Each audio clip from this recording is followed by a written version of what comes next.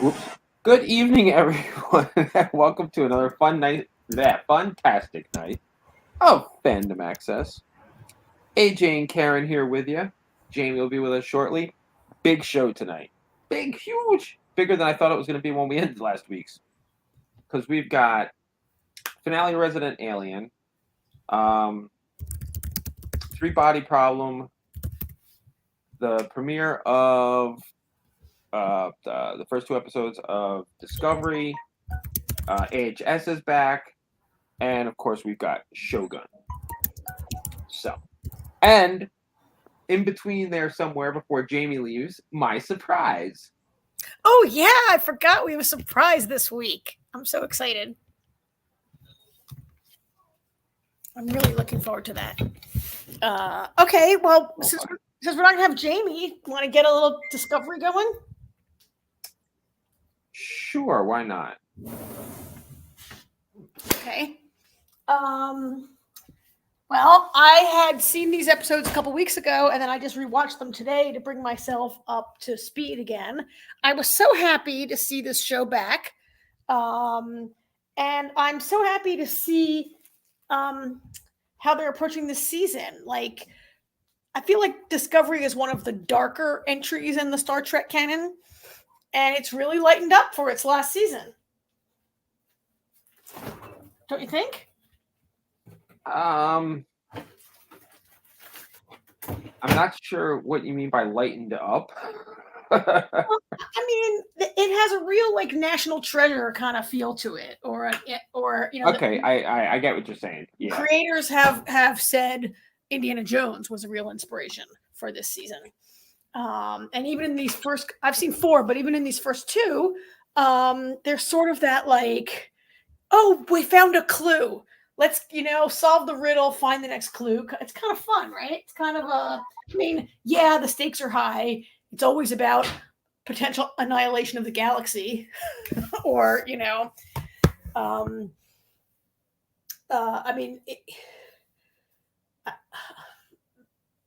but it's still fun. The stakes are high, but it's still a little less, I don't know.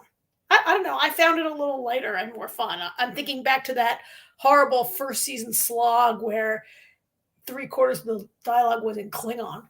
Remember that? Well, I mean, that was the time period. Well, yeah. Saru even says it in this first episode, or the second episode, how far Michael has come. I mean, Michael was basically a criminal, and now she's a captain. So, talk about a turnaround. Yeah. And did you recognize Maul? Yes, I did at the time, and then I didn't recognize her. She was one of your least favorite characters in the 100. Oh, she was Maya, right? Yeah, Maya. I hated Maya. I hated Maya. She was so annoying. I kind of like Maul. Both of them. What's the other guy's name? Maul and Locke. Flock. Locke. Maul and Locke, right? And then Fred was the dealer that was killed. Yeah. Maul is very intense, but she has reasons for being the way she is, right? Yeah, I'm sure. Yeah. Ooh, what the heck? I mean, she's not, she's been through it, I guess. Karen, you got some. Do I have feedback? Hold on a second. Do I have feedback on my sound here, AJ? Yeah, I hear opera. No. All right, I'll go out and come back, but I don't have any opera playing in my house. Let me leave the studio and come right back real quick. Okay, I just came back. Do you still hear music in my house? I hear music coming from. Right, hang on. Hold on. It might be maybe I'm picking up on something somewhere. Oh, it's over now. It's gone now? Yeah, whatever the heck that was. That was weird. All right. Well, I didn't hear it. Okay. I don't know if anyone else heard it out there. Okay. So anyway, yeah, I thought it was really, our friend Ark in the chat feels like the first episode was a bit campy and the second was so much better. Is the first episode where they're riding down on sand speeders, or is that in the second episode? That was in the first episode. I just figured out what happened. I apologize. Somehow, you played music started playing on my computer. Oh, like an ad or something started playing. Yeah. Yeah. Hey, Jamie, how are you? Hey, how are you? Doing good. Trying to fix the stuff, doing it on my iPad. I'm not on the computer. There we go. Well, we just jumped into a little Star Trek. I don't know if you're watching it. You watching Discovery? No, I haven't seen it. Well, I mean, we were just talking about these first 2 episodes. They dropped 2 episodes, and then I think it'll be 1 every week going forward. And I'm trying to think of what else. I mean, so how do you like? I enjoyed AJ also getting this like sort of B plot. It's not B; it's tied to the A, but you know how the next clue led them that they have to go to Trill, which is the planet that Adira comes from. Planet Lisa she comes from, and I forget, like, I kind of forgot about all that she went through with Gray and that she's really just a kid because, like, lately they've made her such a competent member of the crew, right? That I kind of forget that she's like, I mean, it's basically like she's going back home to see her, like, first boyfriend ever. Or I didn't say her, they. I keep saying her. Adira is they. I'm sorry about that. And they are going back to see their first partner, their first romantic partner. Not more than that, right? I mean, it's so much more than that. Gray was like a symbiote, right? I mean, it's so much more than any kind of like relationship that, I mean, it plays out like it's a romantic relationship, right? Kind of how it plays to me on screen, but it's so much more than that. Well, yeah, especially with the symbiote. Transferring to Adira. The first person wasn't a Trill, so yeah. But I kind of like that they're giving her a little, I'm sorry, that they're giving them a little storyline that goes beyond just being like this crew person, like hanging out, like remembering that this is a young person who's going through stuff for the first time and who doesn't have has these 2 adoptive parents, right? The 2 space daddies that they have that are very inexperienced. They just like inherited this half-grown person. Right? Like they haven't been parenting since infancy. And so they are suddenly had this surrogate parenthood thrust upon them. I'm looking forward to seeing where that goes.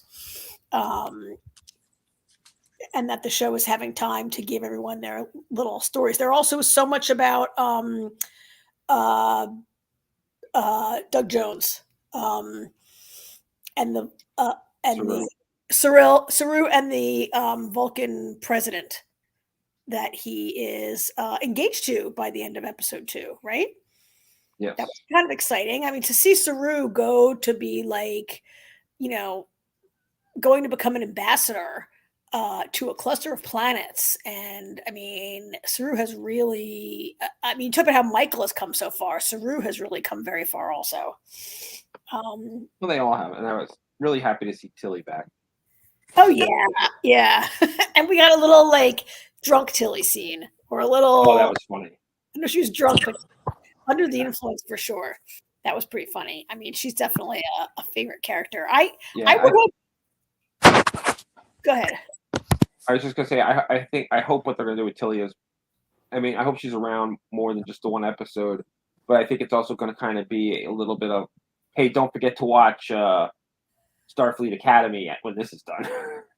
Oh yeah, I mean, I would hope they would put her on the ship for at least a number of episodes. We'll have to see what happens with that. The way they found a way to put Book on the ship, right? Yeah, and Book doesn't feel shoehorned in there. It makes perfect sense why they need him. Yeah, I think that relationship is going to be very interesting. Plus, I think it's going to be very interesting going forward whether or not Book's loyalty stays to considering that it turns out Maul is the closest thing he's got to family. Yeah. So there's that. So what do you think about Callum Keith Rennie joining the cast? So I go up and down. I have times where I think that character is a great addition, and I have times where I'm like, oh my god, that guy is such a jerk. Can we please right? But that's the point. The point is that he's a very abrasive person. He has a very different style of being a captain, and the idea of like he's a captain who's demoted is very much where Michael was when the series began, right? Exactly. I felt that way too. I was like, I kept yelling at the TV. Actually, I kept saying, Michael, why don't you tell him, hey, I used to be you. Chill out.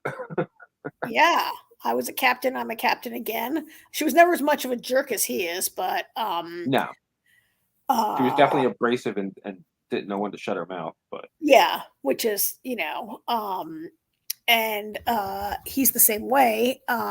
He's what's that? I'm looking up his name right now because I of course forgot his name. Rainer. I mean, Rainer was already kind of a very. I mean, he reminds me of a certain type of character. He's very self-assured. He's got his place.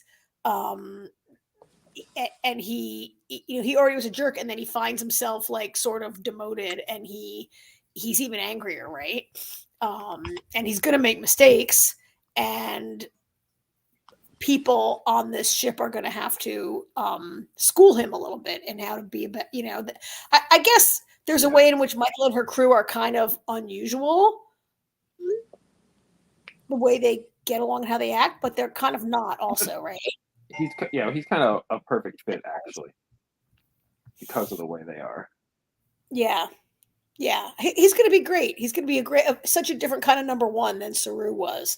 And he's really going to push Michael in terms of like her ability to be a leader, right? And having to remember where she came from. And they'll probably turn out to be best buds by the end of the season. Yeah. Maybe. So yeah, it's a pretty good start. There are, I don't know how many episodes there are, probably like 12, right? I'm not exactly sure. And I know that they didn't know they were getting canceled when they wrote it and shot it, and they went back and changed something. They had a chance to go back and do some reshoots or whatever, I think. Yeah. So that should be interesting to see how they ended it, and it should be a good time. There's been, I mean, from the first trailer that dropped a few months ago, there have been these Indiana Jones comparisons. So it should be. Which I mean, you can compare a lot of things to Indiana Jones, though. Well, you know what I mean, like, but it sounds like they did that on purpose, though, and they wanted it to be, from what they said in the interviews. Well, it seems like anytime there's anything that's about hunting for artifacts, whether it be National Treasure or in this case, it's always a reference. Oh, it's trying to be like Indiana Jones. Well, that's true. But the creators have explicitly said that. But yeah, I mean, National Treasure or any kind of, it's because Indiana Jones is so great that's why you get those. I mean, it's so great as a series. There have been individual movies that were better than others, but it's such a well done and great series that of course you're going to get those, even when they're not intended. But Jamie's right; this was intentional. Yeah. So there's 10 episodes. Okay, so we got 2 down. So we have 8 more weeks to go. All right. Alrighty. All right. Well, I was going to say, and those interviews will be up once someone sends me tomorrow. I have a slow day at the office tomorrow. Okay. As soon as I send my email, I have to do some more work after we hang up. Ark's asking one last thing about the old Next Gen connection, which I have no clue what she's talking about. So I was just gonna say that actually they made a connection to Picard. And TNG, the Romulan was involved in one of the missions. And the creators, I think that was cool. So in all the press materials, like there were major warnings not to reveal that particular spoiler, that there was a connection to Next Generation. I thought it was kind of cool. I think it's a night. I mean, I think, I'm a person who has watched all these series since Next Generation, but I think Discovery is a show that many people could get on board with without having watched Next Generation and others, right? But it's nice. I think it's nice to bring that in. I thought it was great to bring it in. I appreciated it, and it's kind of a deep cut. Like, that's just one little bit of a lengthy series, and I'm sure it drove a lot of people. The cool thing about it is when Discovery started, they were before Jean-Luc Picard and That's right. TNG. So for them to throw, to them kind of put that in there, it's like, it's not like they go, oh, I know that guy. Like, who the hell's he? Yeah. As far as, burn him and her whole Michael, crew jumped 900 years. Oh, you know what? One thing I noticed about all Star Trek shows, you ever notice when somebody really wants to put home a point, they call the captain by their first name? When her and Saru were hiding behind the rocks, and those drones were shooting at them and everything, and he's like, "I'm faster. I can do this. I'll make the distraction. You go do what you got to do." And she's like, and she's like, "No, Saru," and he's like, "Michael, I can do this." And I was like, they every single time. I was like, how many times did we hear, whenever Spock really wanted to drive home point, he was like, "Jim." Yeah, or like occasionally someone would say Jean-Luc. Beverly mostly, but would be like, "No, Jean-Luc, I can do this." Every other time. Occasionally it was Riker. Yeah. Yeah, you're right. That was a good point. That was actually a pretty good scene. That had a real Indiana. That reminded me. I mean, that was very Indiana Jones influenced, also, right? They're in the jungle and they're like rock sculptures and things like that. That seemed directly inspired, also. Oh, and there was also in the first episode there was an Enterprise, Star Trek Enterprise reference to the Archer space dock. Oh yeah. It must be a lot of fun for the writers to try to throw those things. Throw stuff in. Yeah. I got a question for Ark actually. Obviously caught the Next Gen. I apparently missed the Voyager shout out. Oh, I think the creators are referenced in Voyager. I think that's what that reference is. Right? Isn't that referenced back around in Voyager? I think that's a double show reference.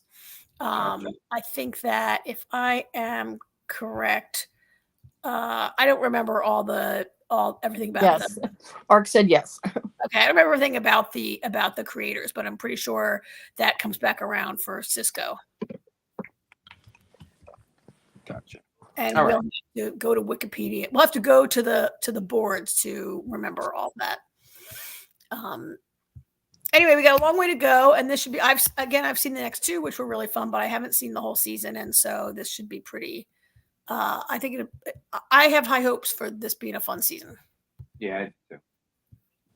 All right, so you guys want to move on to Resident Alien? Sounds good. Resident Alien finale, and Jamie, I mentioned I've been editing for like 14 straight hours today, and so I didn't have time to upload any graphics. It's okay. Or anything for people to look at. So you just get us talking tonight, folks. Sorry. Yeah, I was going to say, is there anything that's still in there maybe we can reuse, but I don't know that there is. The one thing we probably should mention before we do this that we didn't mention is about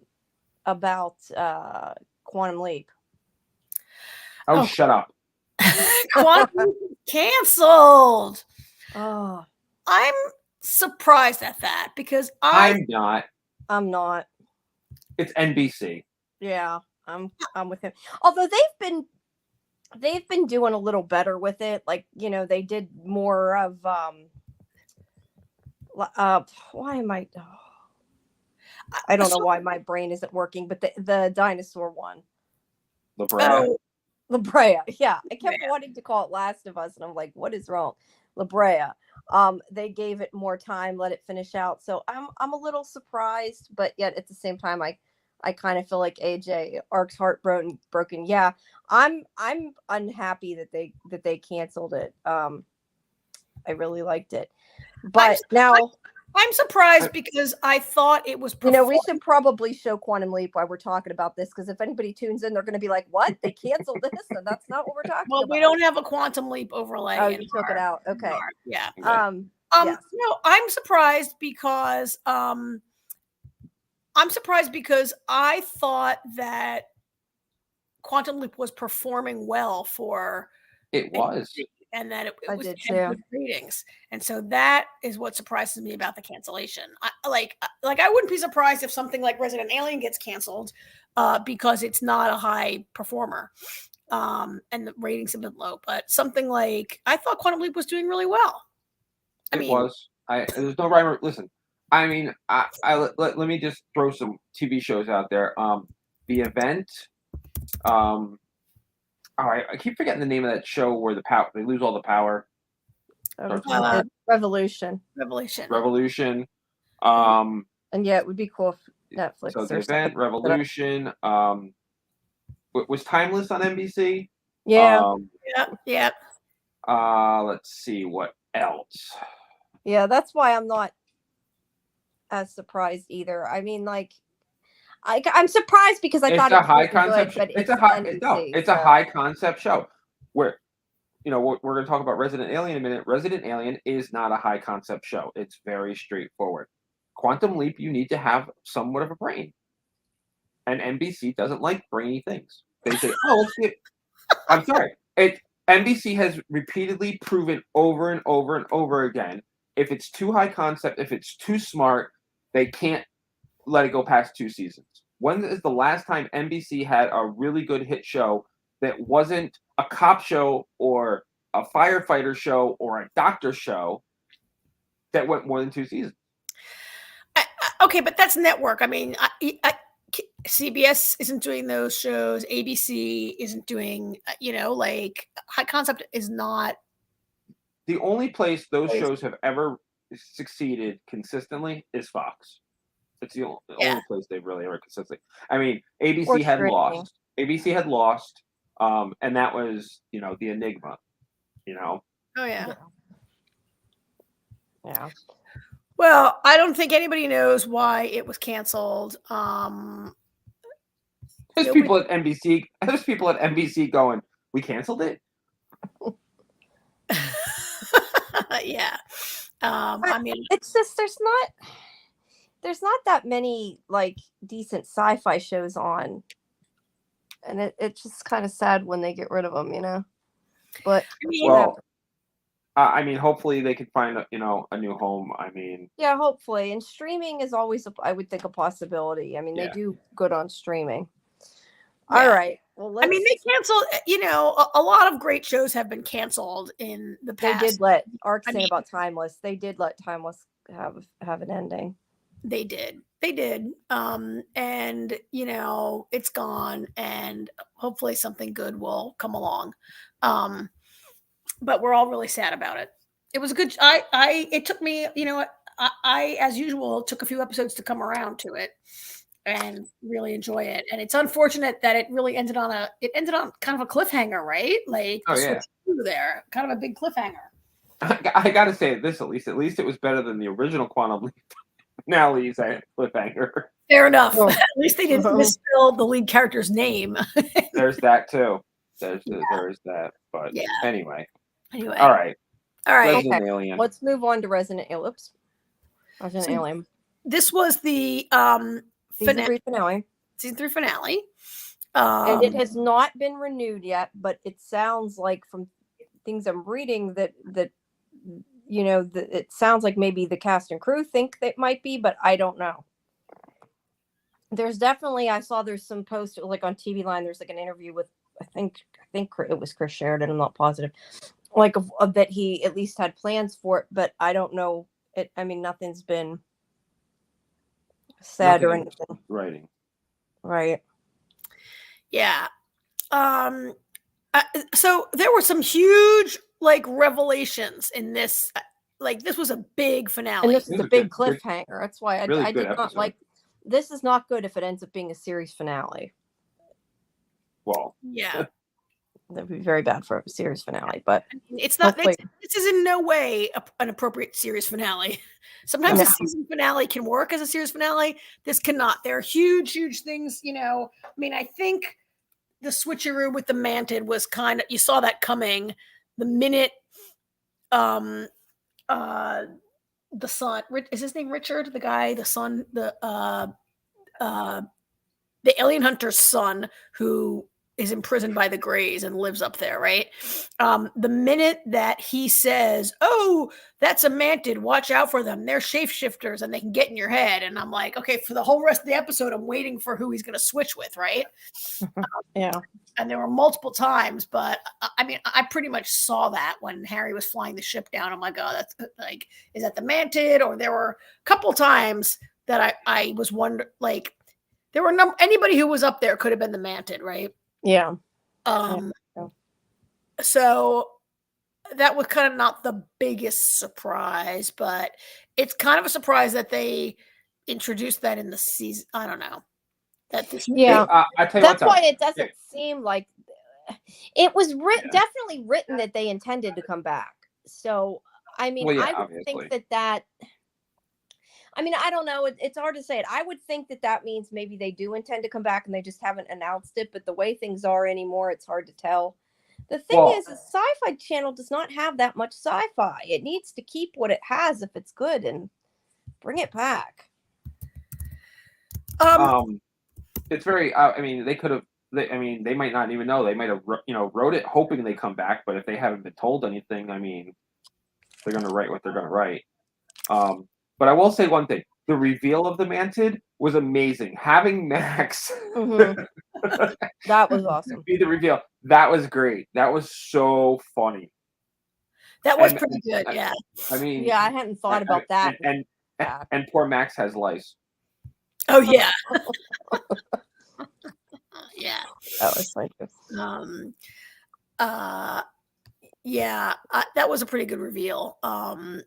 And something that I guess the Mantid wasn't planning for or whatever. I liked all that. I liked like almost the entirety of what went on up on the Grey's ship was really pretty good.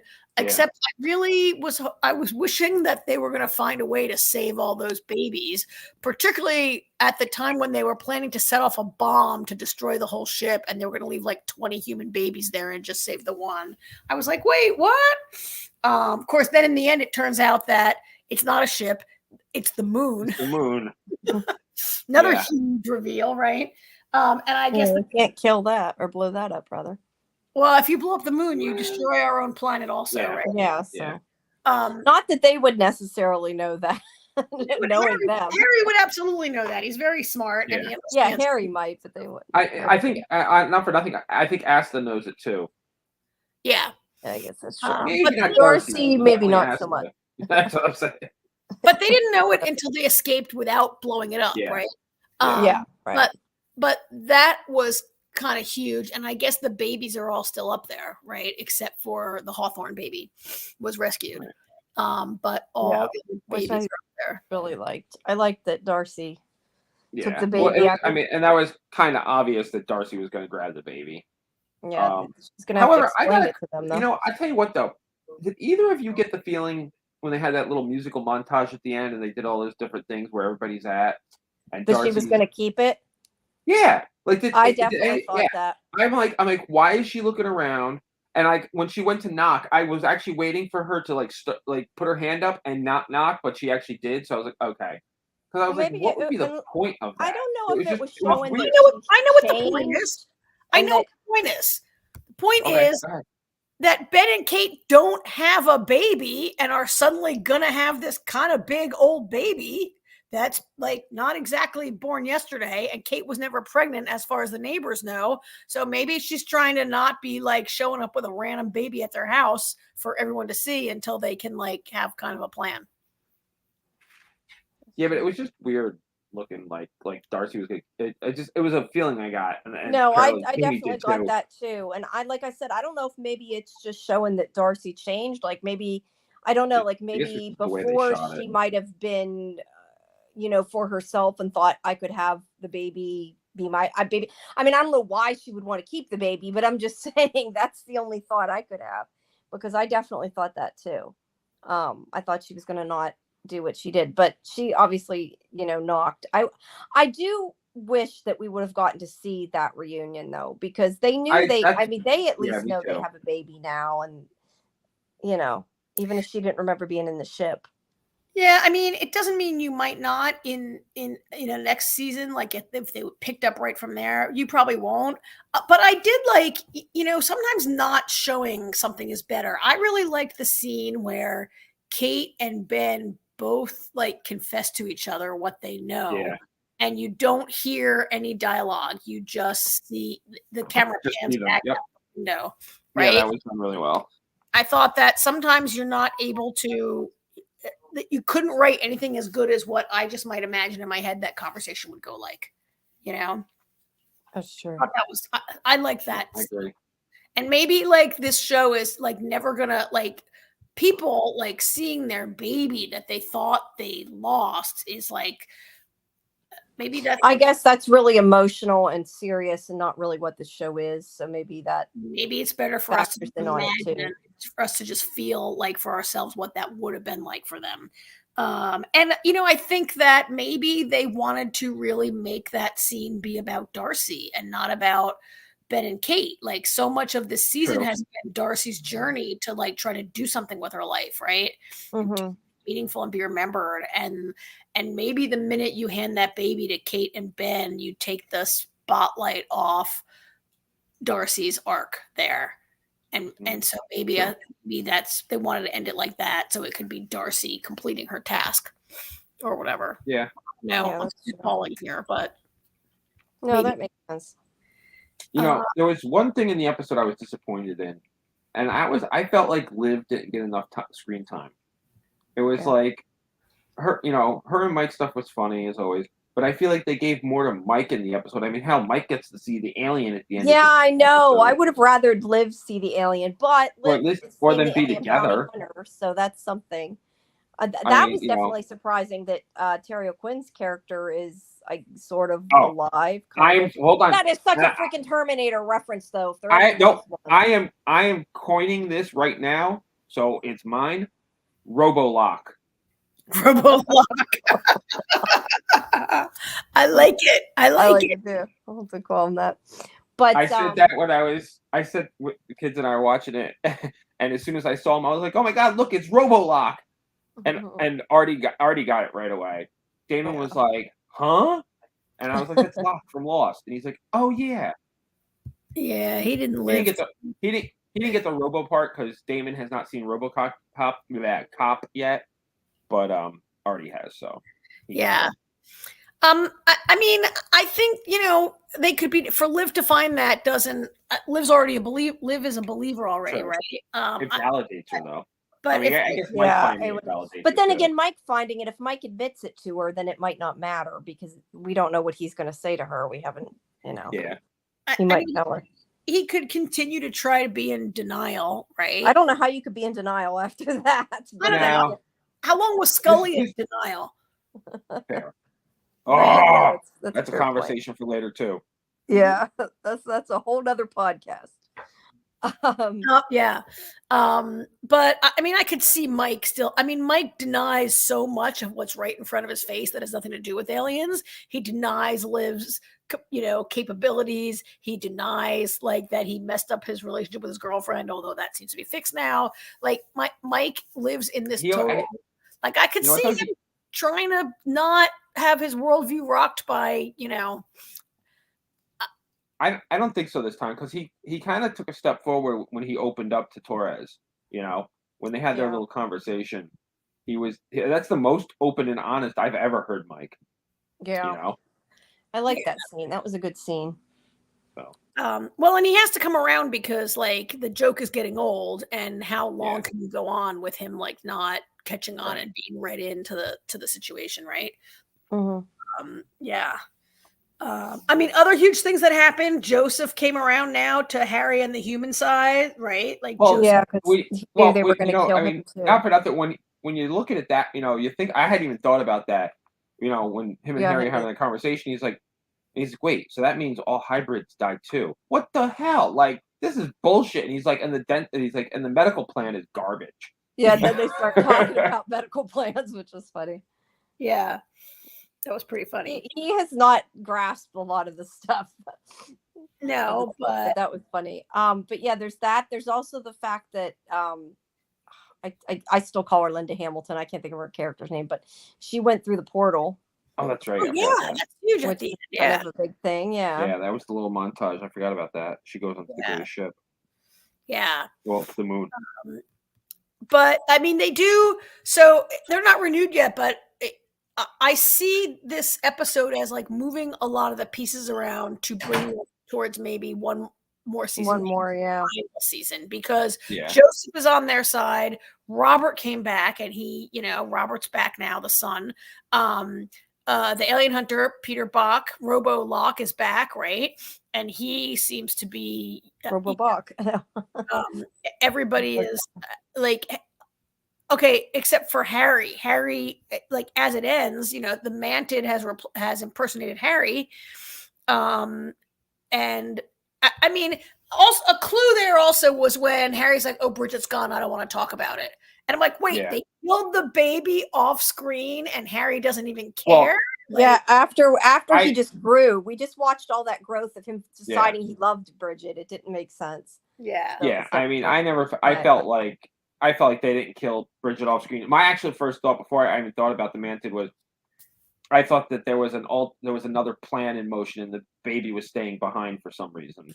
That's why I felt like he didn't care. Yeah. But it turns out that, Harry is the Mantid. I don't know why the Mantid came down there. I guess to eat everybody's heads.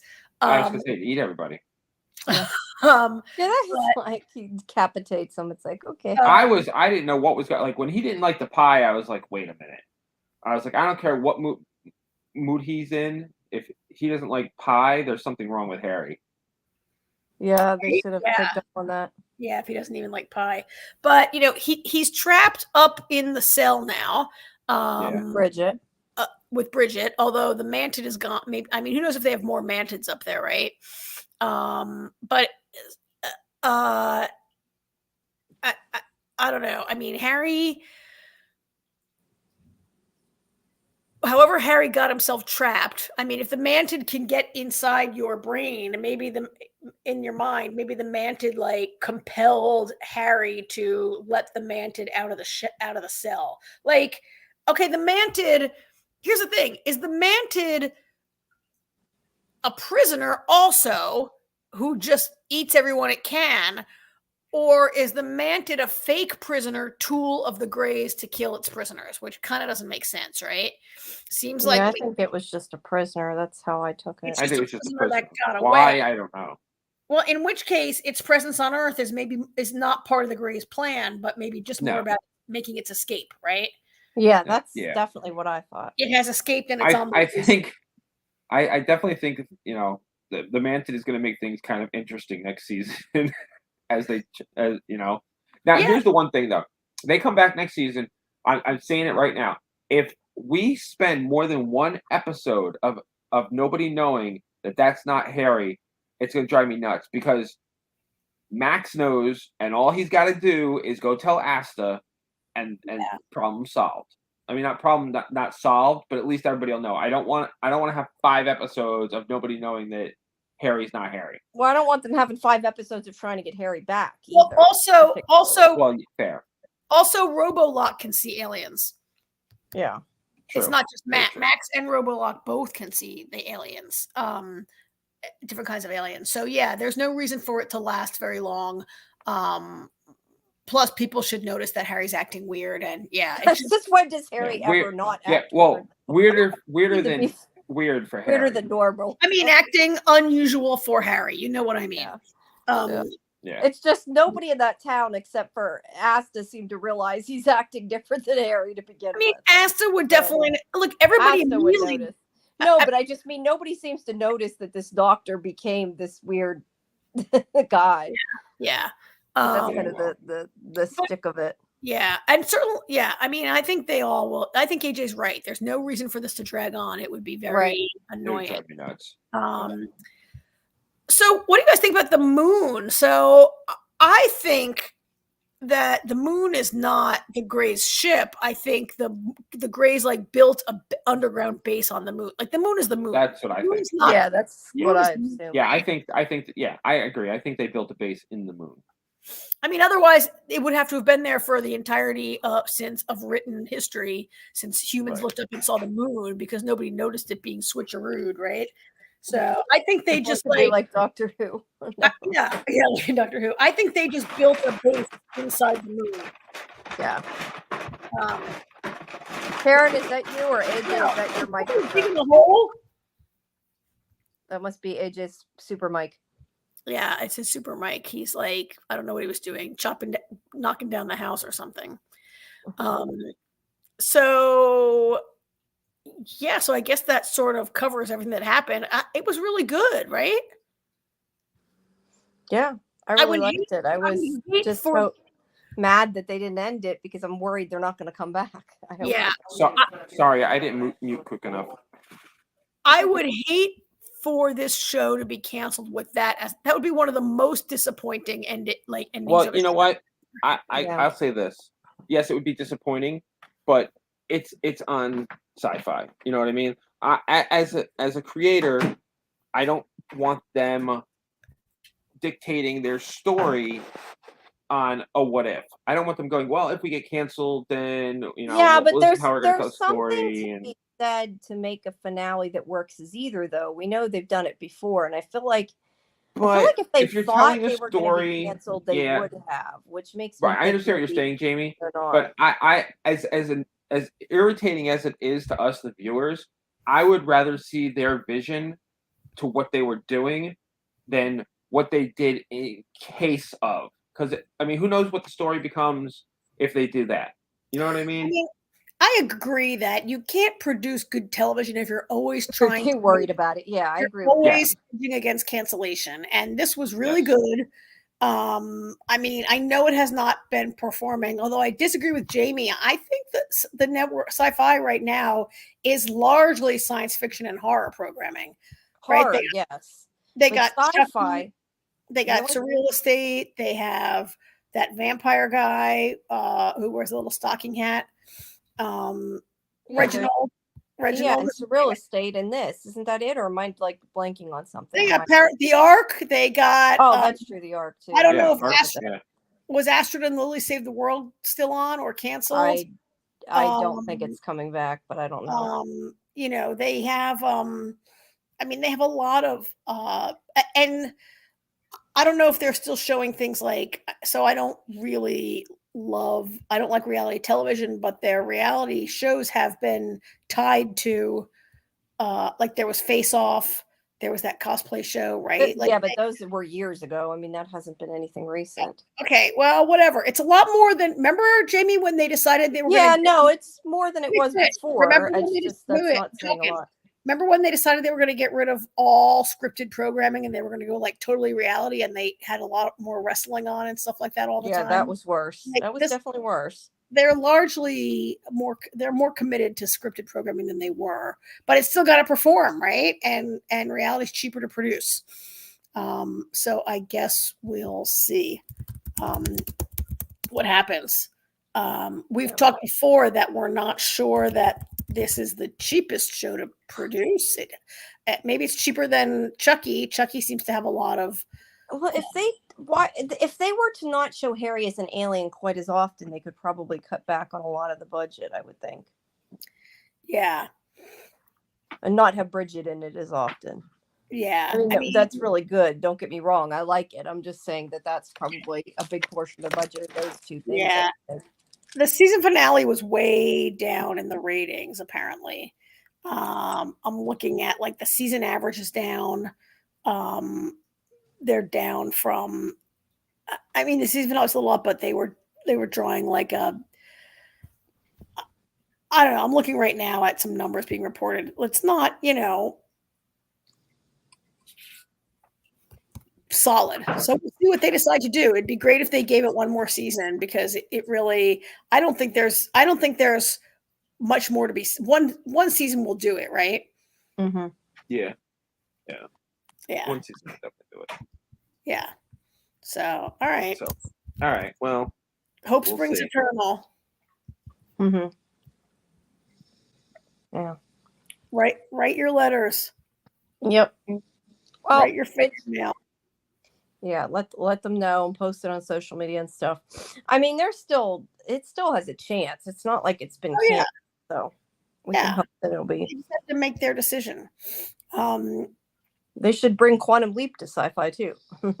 They won't, but they should. No, they won't. I mean, hell, years ago they ran the reruns of the original on SciFi. Yeah, but to be fair, reruns aren't something they have to pay for, though. Well, no, I'm just saying. No, I know. I'm just saying, like, that's something to do and not pay for. So, no. All right. No, but that's really not so easy to do as a lot of people wish it was. No, I know. But it could come to streaming. We don't know. And I mean, for all we know, it could be one of those ones that reverse the decision. I mean, sometimes that happens recently. Anymore, you don't know what the heck's going to happen. Well, I hate that. Manifest was on NBC too. Yeah. Oh, but it went to Netflix, so yes, it did. Yeah. So yeah, there's. But I think that had a lot. That had a lot to do with Jeff Rake, though. Yeah, probably. That's true. But He I mean, really went out there, and that's the other thing. NBC has to give permission for them to even shop it around somewhere else. That's true too. Yeah. And the other, I also question if Quantum Leap is wrapped up in other rights too, just because of the original. Like, there might be. Well, that was on NBC originally too. So. Oh, was it? Okay. It should all be in the same ballpark. But anyway, all right. Yeah, you never know. Just because it shows on that network doesn't mean they own it. If they own it, it depends who owns it, who owns the rights to it. There's a lot of stuff. Yeah, there's a lot of stuff. And there's a lot of money involved. But anyway. Yeah, that's true. All right, let's keep moving on. 3-body. Okay. Now there's a picture here somewhere. I saw it. 3-body problem. 3-body problem logo banner. All right, what's the thing that says "Gosh"? Jamie. Yes. How did episode 5 end? Episode 5 ended with the world being covered in that nano or thing. Okay, that episode was that was really dark. That episode. I'm sorry, that was like a lot. As I had just gotten done watching it right when I came on here, like that was a lot of death and killing children and all kinds of dark shit. Yeah, and a lot of bad language from what's his face. I mean, so it's a C word. I don't know how many times. I have a lot of issues with. I mean, I guess we got to take these 2 episodes kind of as a chunk. We watched episodes 4 and 5 this week, right? Yes, we did not get to 6, even though we said we were going to. But it's not over at 6, so we're okay. Some of us did. Well, yeah, some of us did. Jamie didn't. Anyway, you didn't. But anyway, they did release some. We kind of learned a lot about what's going on. You know, what the Lord is up to, people, and we know that girl now is human. With that, I was kind of I kind of figured that she was human using alien tech, but I think that was outright. When you say that girl, the girl, not the one in the game, the one that Tatiana, not Tiana, the one that got shot in the leg. Yeah, Tatiana. And Ark is saying that the nanofibers cutting the ship was unreal. Yeah. I wasn't sure at first if that's what they were going to do. And I'm like, is that what they're planning? And I'm like, oh, I thought it was pretty obvious. No, I mean, I was like kind of surprised they were going to go there, I guess is what I'm saying. Like, I figured that's what the plan was. But then when they did it, I was still kind of like, oh my God, they are doing that. Even though that's what do you know what I mean? Like, I don't know. I just didn't think, I thought aliens would stop it or something. I had one problem with that scene, and not the scene itself. I had a problem with the idea. Like, they didn't want to go in with a bomb, and they didn't want to do this. They didn't want to gas things. Yeah, it didn't make sense. They didn't want to cut things but but they use the nanotech, and there's no guarantee that those nanofibers doesn't cut through the hard drive. I agree 100%. I totally thought the same thing. And the first thing I thought when it was all said and done, I thought it's going to take them a week to find this thing. It's like finding a needle in a haystack, and 5 minutes later, like, we found it. Yeah. I mean, I don't think it was 5 minutes. I think it was probably hours. Well, yeah, but you know what I mean. Yeah, because they made a comment still too. quick. Even when they were able to even decode what they got decoded, they said it was like 2 weeks or something. I think they said. So it had been a little bit of time, but and because the aliens, because the what the hell is the name of the alien race? Santi. The Santi pretty much lets them do whatever they want them to be able to do. Like the Santi let them open it up, and then Jin and I keep forgetting his name too. I just keep calling him Davos. Oh, because he's from Game of Thrones. Yeah, his name is Wade, right? Wade. that sounds right. Yeah, Wade. Yep, Wade. Yeah. Yes. Yeah. I'm getting the cast list up here so I can look at them. I mean, so I think that, I mean, the fibers were only cutting like a single line through the ship, right? Yeah, but it would depend where the drive actually happened a to bunch be of when lines. they cut through. Okay, Yeah, it wasn't. The chance that it's going to hit the hard drive that they're looking for is so small compared to hitting the ship. I think that Okay, would have. wait. Jamie, hold on. Compared to the other plan, which was to blow up the ship or to sink the ship, there's a very good chance that the little hard drive will not get cut in half by a nanofiber. There's a better chance it could sink to the bottom of the Panama Canal or blow up in like that ship does kind of blow up, right? Catches fire and stuff. But it wasn't one line. It wasn't one single line though. There was a lot of lines. It was it like a net? There was quite a few.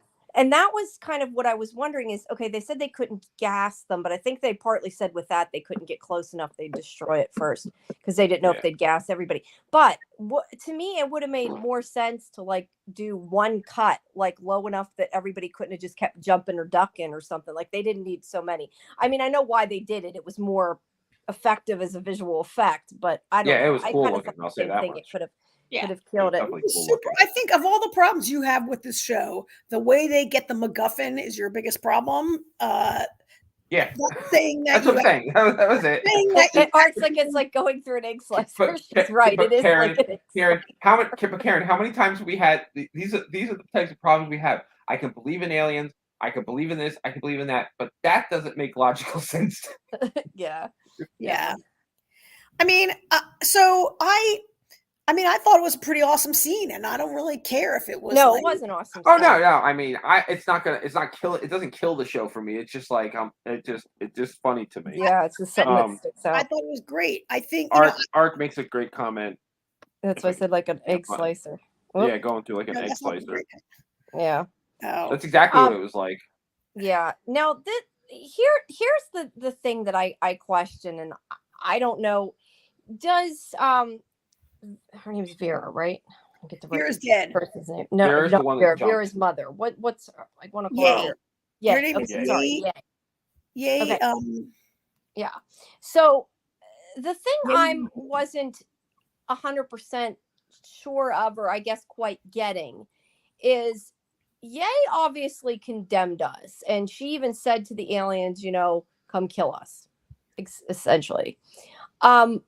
The thing that I'm kind of confused about is I'm not sure I quite get why she thinks they're going to save us. Like she thinks that they're the only ones that can save us because our world is doomed.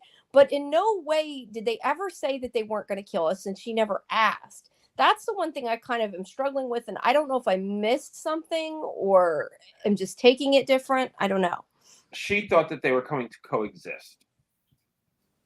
Which is not what that other alien told her, so I'm not sure why I guess that's my point. Like, why does she think this? I think they've never outright said there's definitely pieces we're missing from that, but the impression I got was they never said they were going to kill us. They said that we were, they were going to come and dominate, but we'd still live. I guess that's true.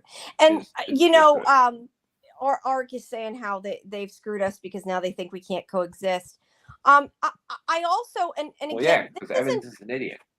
Yeah, I kind of question though that they completely changed their whole course of everything they were doing on one thing that one person said. Well, I Like, don't. I mean, I get I'm it, not but at the surprised by same it. time, like, he wasn't saying that we were lying to them. He was trying to explain what a story is, and they didn't But understand it. is he lying about not lying? I guess, but is it? That's the other thing too. If he says yes, we lie, how do they even know that's true? And maybe it's just him that lies. They don't know the whole human race Okay, lies, and okay, they're like okay. giving up on us. Well, they know that any person in the human race could lie. Can lie. Can Yeah. lie at any time, and how would you ever know if anyone's telling the truth to you ever? Yes. And I mean, I think Evans screwed humanity worse than Ye when Jay did, and because I mean, look, she is it in this episode or the next episode, AJ, where Jin and Vera. No, when Jin is having a fight with Ye, and she says, "Who are you to decide on behalf of all of the whole planet?" That isn't in 5. Okay, that's in 6. that's in 6. Um, uh, you know, she did make this decision, but she believes that, okay, look, aliens are going to come and they're going to coexist or dominate. But without the aliens, we are going to destroy this planet with greenhouse gases and chemicals. And like this planet is going to become, or we'll blow ourselves up. You know, she's like, look, our civilization can't make decisions for ourselves anymore.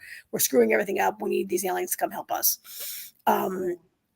But I think Evans, like, you know, when I saw Evans like reading these stories to the aliens over the radio thingy, I immediately did have a feeling that he was too cozy with them and too overconfident. And as soon as they're like, wait, what's a lie? First of all, it kind of surprised me that in like 50 years of communicating with us, they don't know what a lie. What a lie is. Yeah, I know. I feel like he should have explained it was a lesson. It's not, but yeah, I just kind of you could see it going downhill. But I thought that he was too familiar, too comfortable, too like what was he doing reading fairy tale? Like what? Like your communication with someone that you call your lord, right? Like they have it was just a little bizarre. Well, it was his hubris, I think, that he could be friends with dominating. I don't know. Well, I said it was funny. I said to Alyssa, I was like, it's a good thing he didn't read our world history because they would have cut ties with us a lot fucking sooner. Yeah, right. Yeah. Oh, yeah. Yeah. So he really, but now he's gone. Like I was surprised that he got killed so quickly. I wasn't. No. I mean, I guess it No, wasn't quickly. It's episode 6 of 8. It's not that quickly, right? Episode 5. It's episode 5 of 8 that he gets killed. So it's not that early.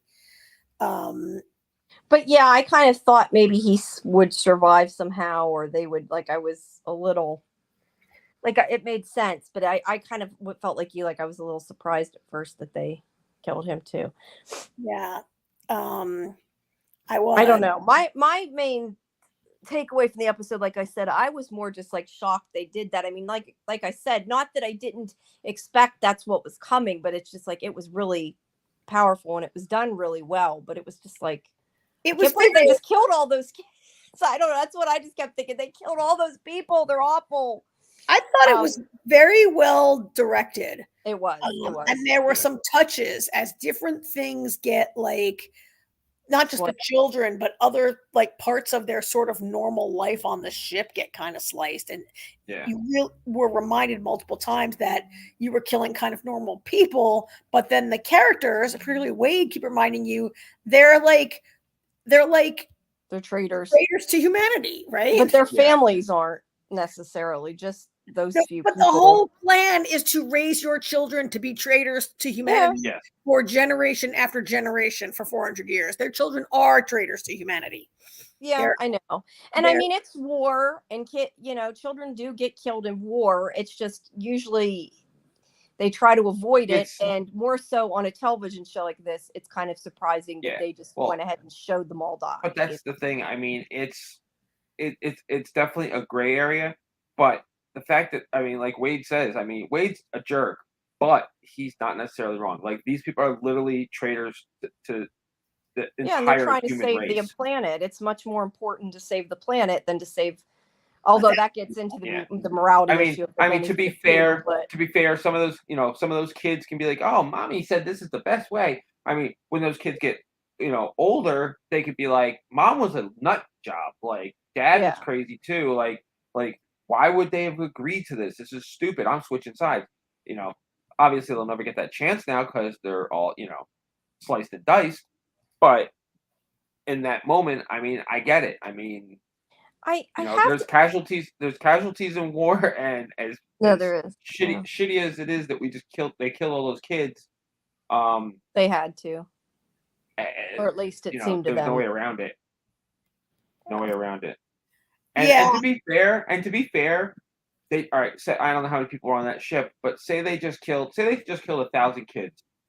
That is They saved nothing. billions. That- Yeah, exactly. You killed 1,000 kids, but you saved a billion kids.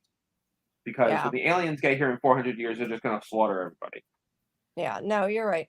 Um, the one thing I'm questioning, and this is more just I'm curious and wanting to know why, is they obviously have great power and they can get inside people's minds, even though they're however whatever it is light years away. Just like how they make Augie see things and that. It surprises me that they used a human to do so much of the work, and I think that was what you were supposed to think about in the one scene when the detective's talking to Augie, because he says something up to that effect, like maybe they really can't, if they're using a human, they're not as strong as they're making it out to be, and it made you kind of question, are they? And then obviously we know now they are, but it does make you wonder, like, why they used Tatiana in the first place. Like, it's curious.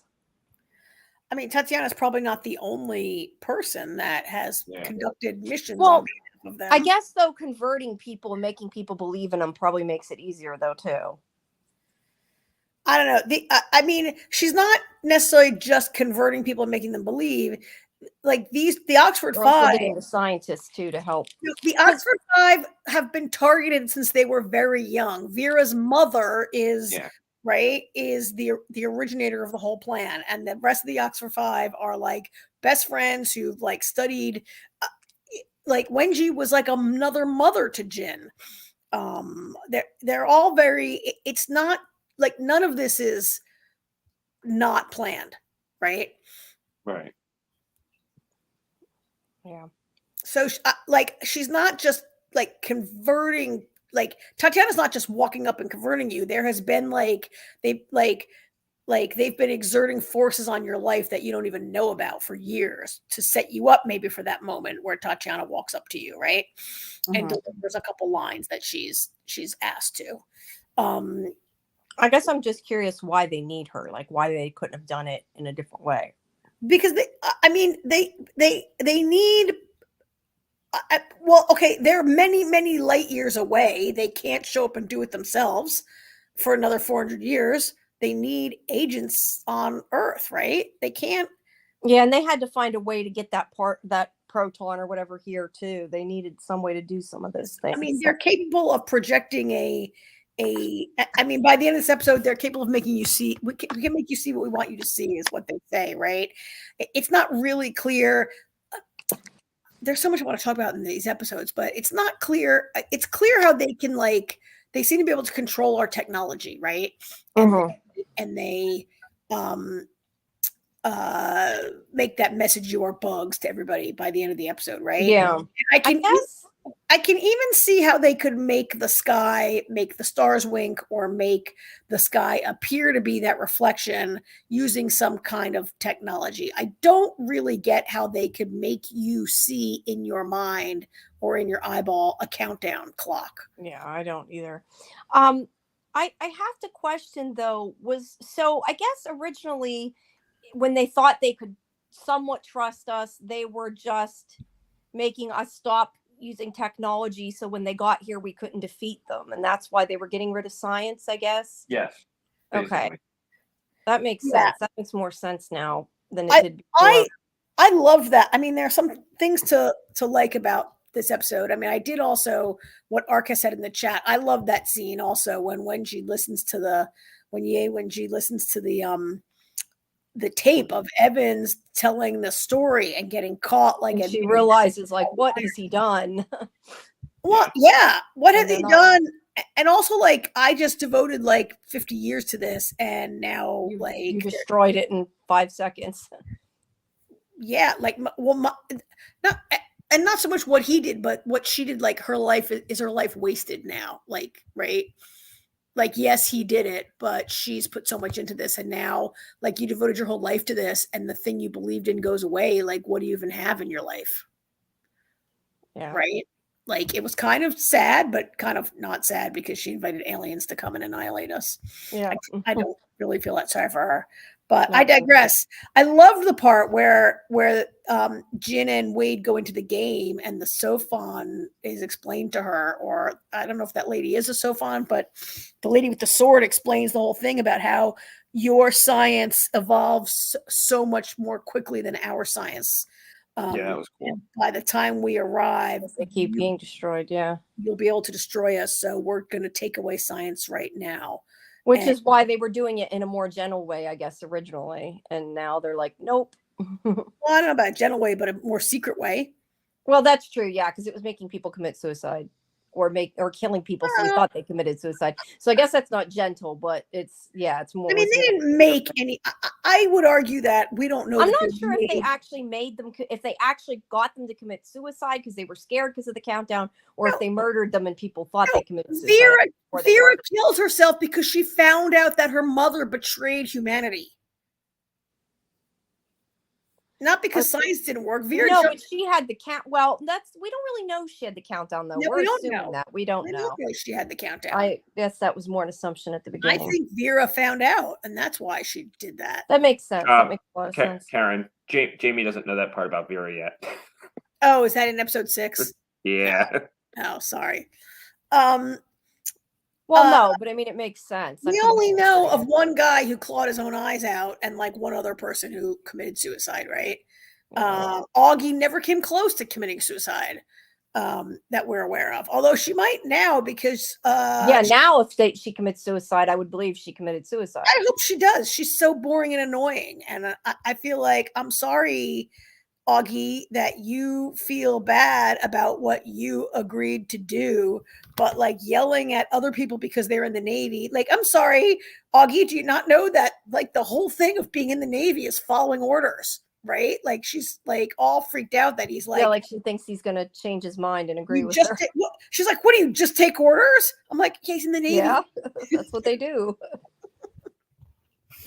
Right? Like it's like a whole, I mean, I've never been in the military, but I think that like a big part of it is like believing in the chain of command and believing that what you signed up, and Raj believes he's saving the planet, right? Like, I mean, Augie's so annoying. I mean, I know none of us really like Augie that much.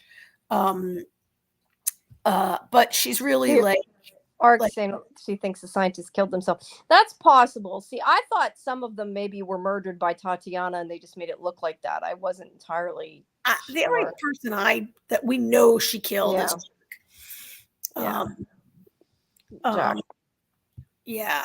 I mean, who knows how scientists think, but maybe because their entire life wasn't making sense anymore because science didn't make sense. Maybe they're like, I can't live with this. I don't know. Yeah. Combination of things. So, yeah. So, as much as I don't like Augie, I really don't understand why Will is even in this show. And so in this episode, we learned that Jack left half of his money to Will. And Saul's like, oh, let's go get you like some great doctors and cure your pancreatic cancer. And like, was anybody shocked when Will's like, oh no, I'm just going to like spend my last days like enjoying my life and sitting here on the beach. I get it. It's fine. But what does it have to do with anything? He's not even like a brilliant physicist. He taught high school physics, right? He's been out of the research game since Oxford. I don't know why that guy's in the show, and except to be like so he's pining for Jin, right? Like he's been in love with Jin for a million years, and he never says anything. I just don't know. Do you guys understand like why that's even in this? He's my Not new yet. character. I hope he dies soon. So I don't Not have yet, but there's going to be something, because last week you were talking about how you didn't understand the point of Augie's nanofibers, Oh yeah. and we found out this week Yeah, they had a what big the point of those were. So there's going to be a point to Will, maybe because he's dying anyway. Maybe he's going to do something heroic. Oh, I know. Oh shit, I can't say because that was episode 6. I know. You know what? When Jamie goes off, I'll just tell you real quick, or after the show I'll mention it. Okay. Because I do know what Will's gonna do. I mean, I watched episode. I'm guessing this is a theory. I know what actions he takes in episode 6, right? Like right at the end there. But I don't really see how that plays into anything except he's like, like Will's gonna be a hero. That doesn't surprise me. I guess he's such a. I mean, I guess Augie's more objectionable because she's just annoying. She gets more annoying in the next in episode 6. I really want her to just like go away. You know, the other thing that I thought was kind of funny too, and maybe it's just because they realized the aliens weren't going after them, but Jin is sort of like it's sort of like a witness protection. I mean, she isn't, but meaning they're hiding her. And Augie's there with her, and like Augie's coming and going with all the the military people. I'm thinking they would know where Jin is. They just kind of forgot about that, I guess. Oh yeah. Yeah, they're staying in the same safe house right now. But I think after she didn't have a countdown again, I think they realized they were just kind of like over them and didn't care anymore. At least they were guessing that. Yeah. So I guess. Well, so next week we'll finish up the whole rest of the show, huh? All right. Yeah. So. Okay. All right. So Jamie hasn't seen anything else, so Jamie will be leaving us soon. But before I get to my surprise, you're surprised. I have a question for the expert. I mean, we all love the show, but I really want to know what Jamie thinks about this X-Files reboot.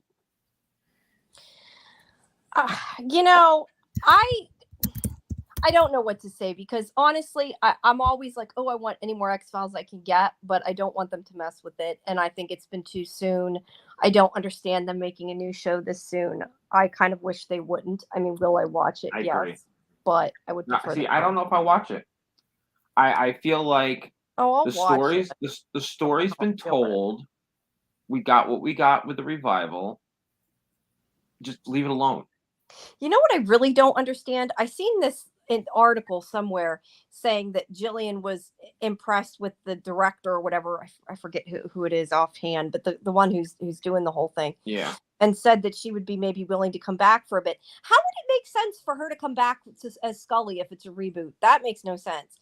Back as maybe another character. That's the thing. Well, that's not what she said. It's kind of vague from everything I've read, whether or not it's going to be a reboot or a continuation.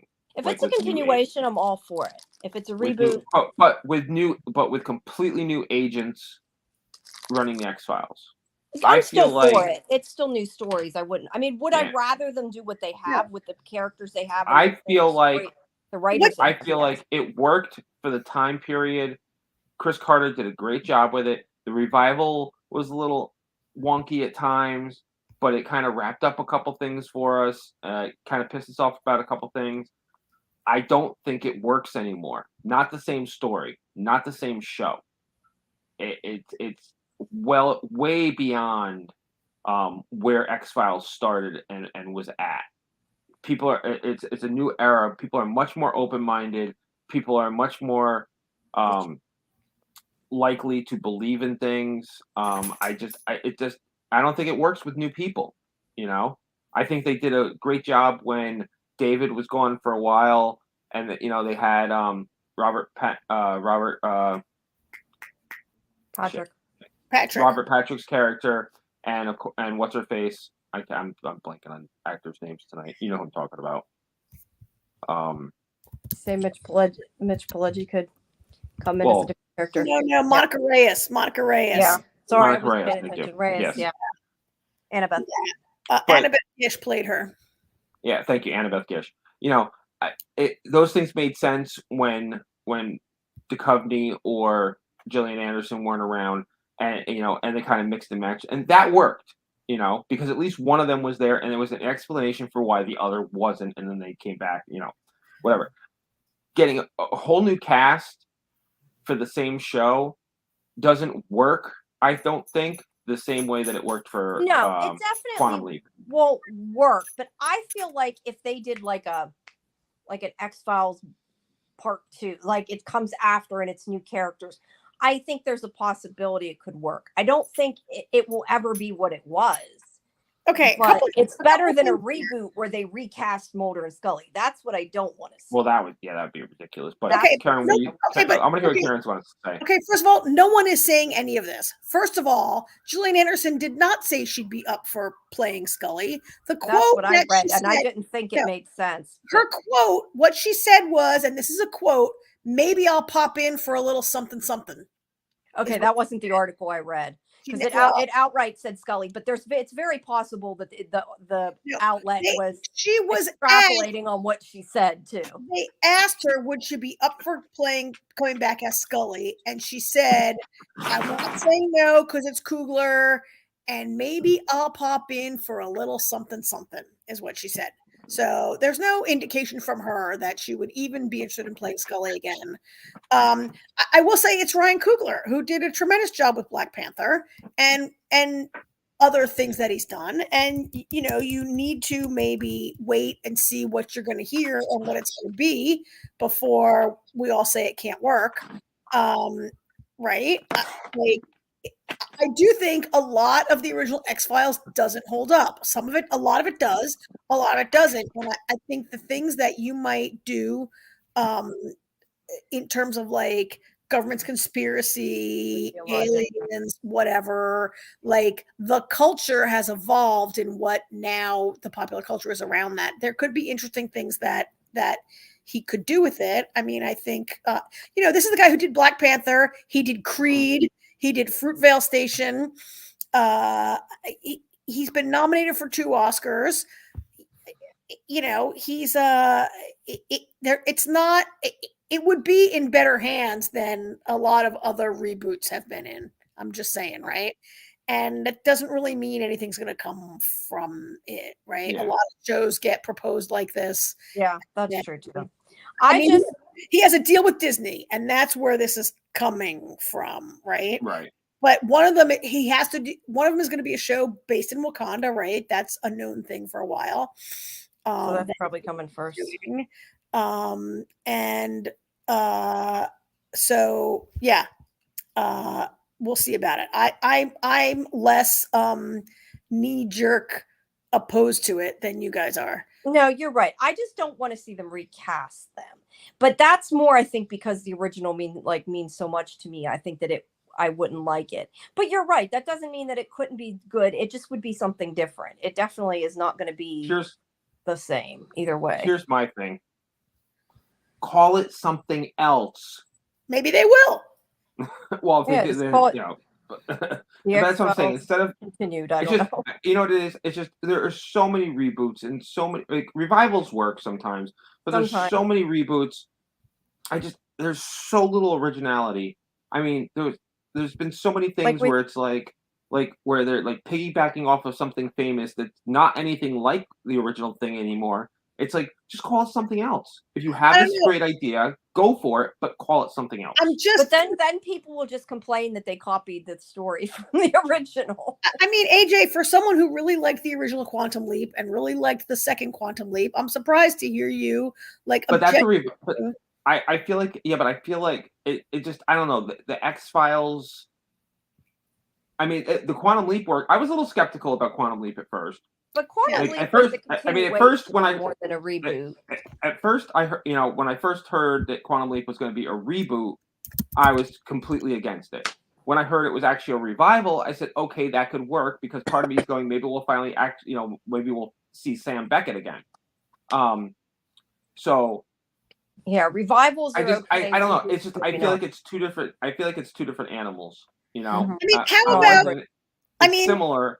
But I really feel like it's just X-Files is just one of those things where You just don't mess with it. it's yeah. Okay, how Or about at least not yet. That doesn't mean maybe in the future, but I think it's too no? How about soon since the revival. Star Trek? The Next Generation is an absolute reboot of Star Trek, right? And that worked really well. Revival. It isn't the And same that's different characters. too, though. All right, That's- it's kind of a continuation. It's whatever. It is. I mean, we can split hairs on it, but it is taking a successful property and how about all the Sherlocks? There have been 2 really good Sherlock series that have Yeah, I'm And of not the right course- person to ask. I've never course- been. I've never. Yeah, really I like watched the it. I've never series. seen- I didn't I've never. really like I've never the seen any movies of the all that Sherlock. much, So and the poster child for all of. I mean, how about Doctor Who, Jamie? Well, Um, Doctor Who is Doctor Who. It's got so many different versions. No, but see, every single No, thing I and I- mentioned, you I say, see what you're "Oh, there's saying, a." and I agree. I'm just saying a revival about- is fine. A how about reboot where they Battlestar recast Galactica? them is different. How about Battlestar Galactica? But Battlestar Galactica had a long period of time in between. Like they Oh, just God, did you an have an X-File excuse. revival. Jamie, That's the X why I Files guess was it's on. like that. The X Files was on in the '90s, Jamie. No, but the 30 revival years. wasn't. The revival was just on, is what I'm saying. You're right. But I'm saying, considering they just had a revival a couple years ago, well, right. it's been a little bit I more. can't talk to you 2 because Karen, You listen. I listen. I hear what you're saying. I hear what you're saying. No, I know. I hear it too. I hear what you're saying, and I don't disagree. And maybe it could work, but I don't know. I just haters gonna hate whatever. It's not. I just it's not don't know hating. if I can watch a different Mulder and Scully. Like I don't know if It's I not can. hating. It's just I feel like I don't know. it's. You know what? Okay. Let me put it this way. I don't think it can have that same magic. Yeah, Okay, that's a fair fine. way. That's fair. Jamie, I don't know why you are stuck on this thing about a new Mulder and Scully. Why would they recast it? It'd have to be set in '92 or whenever it came out. Well, no, but I mean the way it made it sound like it. What I've read, and again, it's hard to tell because so much of what you read is coming from different sources. But if it's a reboot where they're making it like a modern Mulder and Scully, and yes, it would have to be modernized, but a different Mulder and a different Scully, that I don't want to see. That's what I'm talking about. If it's a continuation or it's something from the same universe, I'm okay with it. But an actual complete reboot of the same thing, no, can't see. But I don't know that that's even what they want to do. They might not want to. And my point is, if they had not touched it, maybe, but because they just had the revival, to me, it seems too soon. And yeah, Battlestar Not for nothing. I mean, to be fair, the revival was 10 years ago. Was it that long ago? It doesn't seem that long ago. Still. Something like, I feel like it was 10 years ago. I could be wrong. Mark is saying that Battlestar Galactica revival was 20 years. It was 20 years ago. What's I don't know, but I think of like the 4400 like that they just revived, and like they pretty much redid the whole. That was a reboot. And that's what I'm talking about. Taking the same story and redoing it.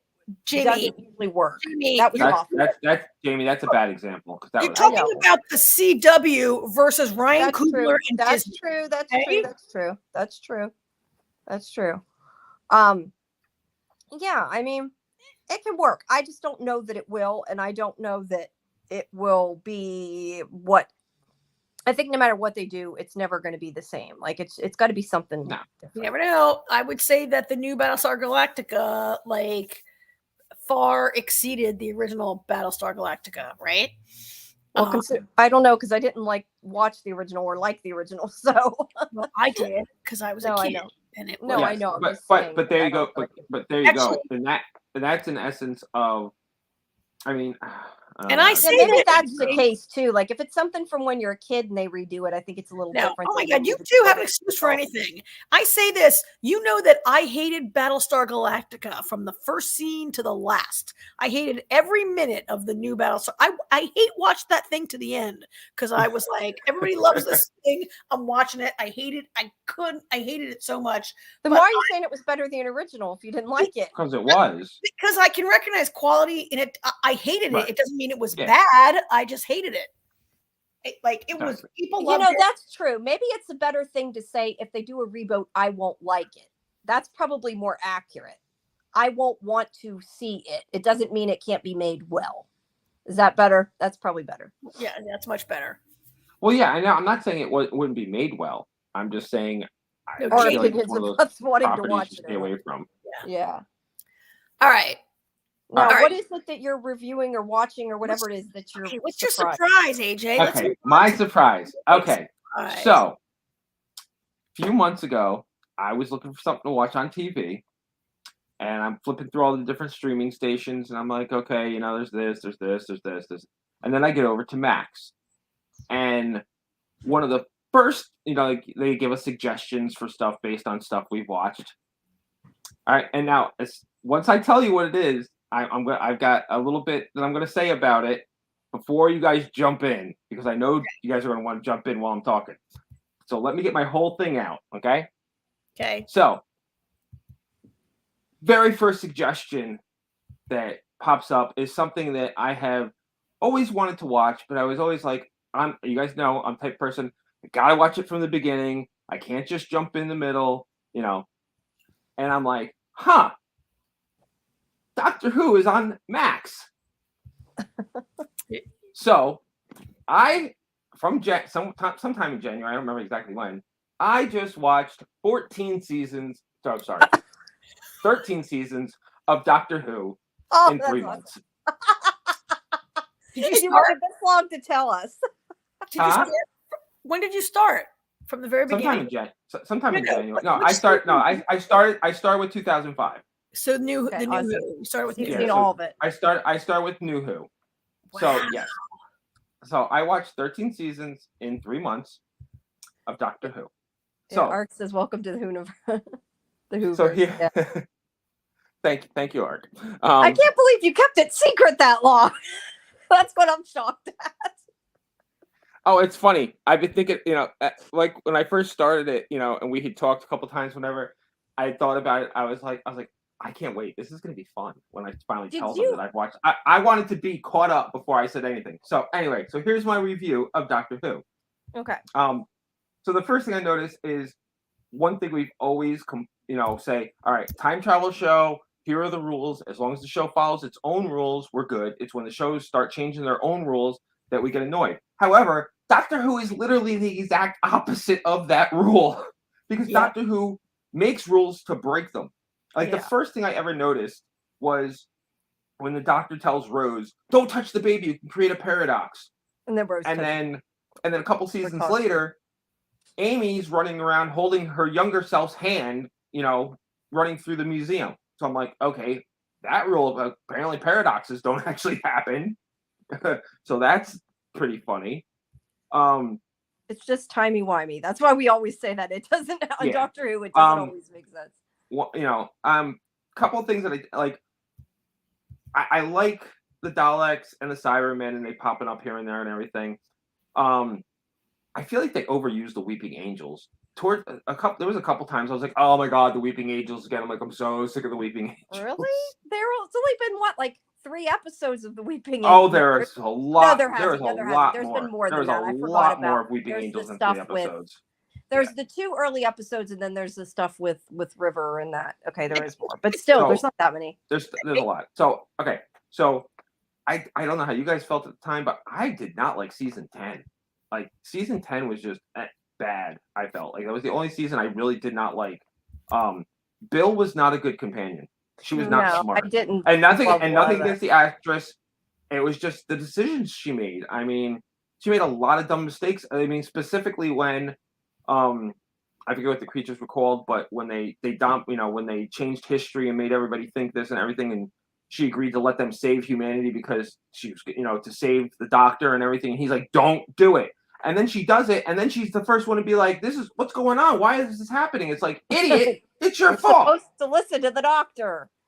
But yeah, Bill just, I didn't. Again, Mark's talking about some of the original stuff going back with the spin. Well, I don't know. Hold on, Art. Yeah, you're gonna like what I have to say after this. So I really like the historical episodes. I always think it's fun when it turns out that the doctor is actually responsible for like a big historical moment or something. Mm-hmm. And the best part about the doctor is with each doctor, they're the same but different. It's always fun to see the quirky ways that But they keep pieces of it, yeah. Like with Matt Smith and his stupid bow ties are cool. I wish we got more of Martha. I really liked Martha. But each companion's awesome in their own way. But I really like Donna. And I think like part of the reason I really like Donna is because she's the only one that did not fall in love with the Doctor, other than Bill, because Bill was into girls, so that wouldn't work there. But I don't know, Donna and the Doctor, they were like the perfect best friends, and there was never any fear of her falling in love with him and him not reciprocating. So I always thought I always liked her a lot. Took me a minute to warm up to Peter Capaldi. We both felt that way at the beginning too, because I remember I was like, I don't like him, and now he's like my favorite. I think it's because his Doctor was a really big jerk at first. Like, he was a bigger jerk than usual. I mean, the Doctor's a jerk all the time, but he was really bad at first. And then he kind of mellowed it out a little bit. Clara kind of softened him. I wasn't crazy about having 3 companions with Jodie Whittaker. I felt like it was a little bit overkill. And then when Ryan and Graham left, I was like, okay, cool. Now we're just down to 1 companion. And then they shoehorned Dan in there. I didn't understand the point of Dan. Yeah. And I know Amy and Rory was 2 companions, but they were like 1 person because they were already together. And I don't know, maybe part of it was the chemistry was so great between the 3 of them. Where I felt a little disjointed at times with Jodie Whittaker. I do like when they got like multiple companions together to fight a big bad. I like when companions would like show up. Mm-hmm. Overall, though, I really did like Jodie Whittaker's run. I liked it a lot. I don't know why people are complaining. I guess most people are complaining because it was a female Doctor. But I kind of like the positive change with the Doctor. I think a lot of people didn't like her because of that, but a lot of the reasons people don't like her run, which is what I was going to ask you next, but you haven't seen any of the original stuff. How did it annoy you that they like changed the whole history of the Doctor? See, I know when I watched it, like I loved the shocks and thought it was cool, but then like as I kind of stepped away from it, I was like, I don't like they changed everything and they retconned. Well, I know Karen liked it even less. That's the Doctor, though. I mean, all right, so I'll get to that in a minute. And I really liked Sacha Dhawan as the Master. I thought I like him. He's funny, crazy. I thought he was pretty great. So Missy's awesome too, though. I was just gonna say, speaking of the Master, Missy was a lot of a fun experiment, but the Master is the yin to Doctor's yang.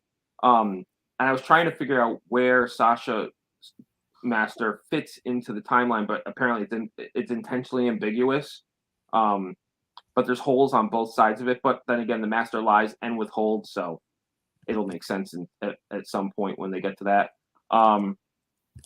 I think that the whole Timeless Child story, I think it would have been better if the Master had been the Timeless Child, because that would explain why he's always so pissed off at everybody and why he's kind of like really lost it and become unhinged with Sacha Dhawan the way he played him. Doctor being the Doctor being the Timeless Child, it's just obvious, So I'm really excited for the Ncuti Gatwa as the Doctor. He is so much fun. I first saw him as an actor in Sex Education. I loved his character, and anything I've seen him a couple things here and there now, and I think he's going to be a lot of fun as a Doctor. I have noticed that one of his things is, as the Doctor already, he is the only Doctor that changes clothes on a regular basis. In the that's true. In the Doctor Who special, no, you're right. that he was in, he changed his clothes 4 times. Matt Smith never took that tie off.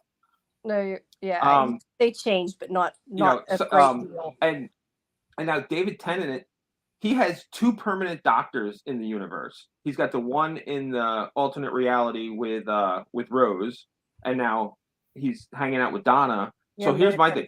If the one with Donna, if Donna's Doctor was to die, does he regenerate again, or because he did the bi-generation, does he just loop out of existence? That hasn't been. They haven't. No, they haven't decided yet. Exactly, they haven't decided what they're going to do with that yet. I think it and depends of course, whether or not they can get David Tennant to come back again. That's my opinion. and Whether and that's of the right course, thing or not is I irrelevant. I love the whole River story. And I actually caught on to what was going on there pretty quick. As soon as Amy got pregnant, I began to wonder if there was some connection because Amy Pond, River Song. So I was like, Yeah. I was like, I see how this, and whatever they were at. I see how this show's going. So I wonder if there's a connection. And then when Amy named her Melody, I was like, oh, it's absolutely her daughter. I knew it right away. I like that whole storyline. And it sucks though because I would like to see more of River, but I feel like they've completed her story, even though it was told out of order. I mean, I guess she could technically pop up, and it still be, but so I watched. So I did watch Torchwood also, and I wasn't. Did you watch the other Torchwoods or just the first beginning of the Torchwood? Because there's children. What is it called? Children. Yeah, I watched all four. I watched all four seasons. Okay. Yeah, Karen's right though. We probably should move. I'm almost done. She's almost done. I don't mind talking about it, but I don't know if other people. I almost no. I watched also 4 seasons of Torchwood. I wasn't crazy about seasons 3 and 4. I really didn't like the overall story, the one story approach. Yeah. I missed the Monster of the Week with seasons 3 and 4, and I was really sad that Jack. I was hoping they were gonna like wrap up Torchwood since it got canceled. Hoping they were gonna wrap it up in a Doctor Who episode, which they obviously didn't do, and that I was sad that Jack only showed up in 2 episodes. That he never like guest starred in Doctor Who anymore. Yeah, not enough. But now in Class, you got to watch Class too. If you haven't. Yeah, I didn't see Class on HBO Max, so.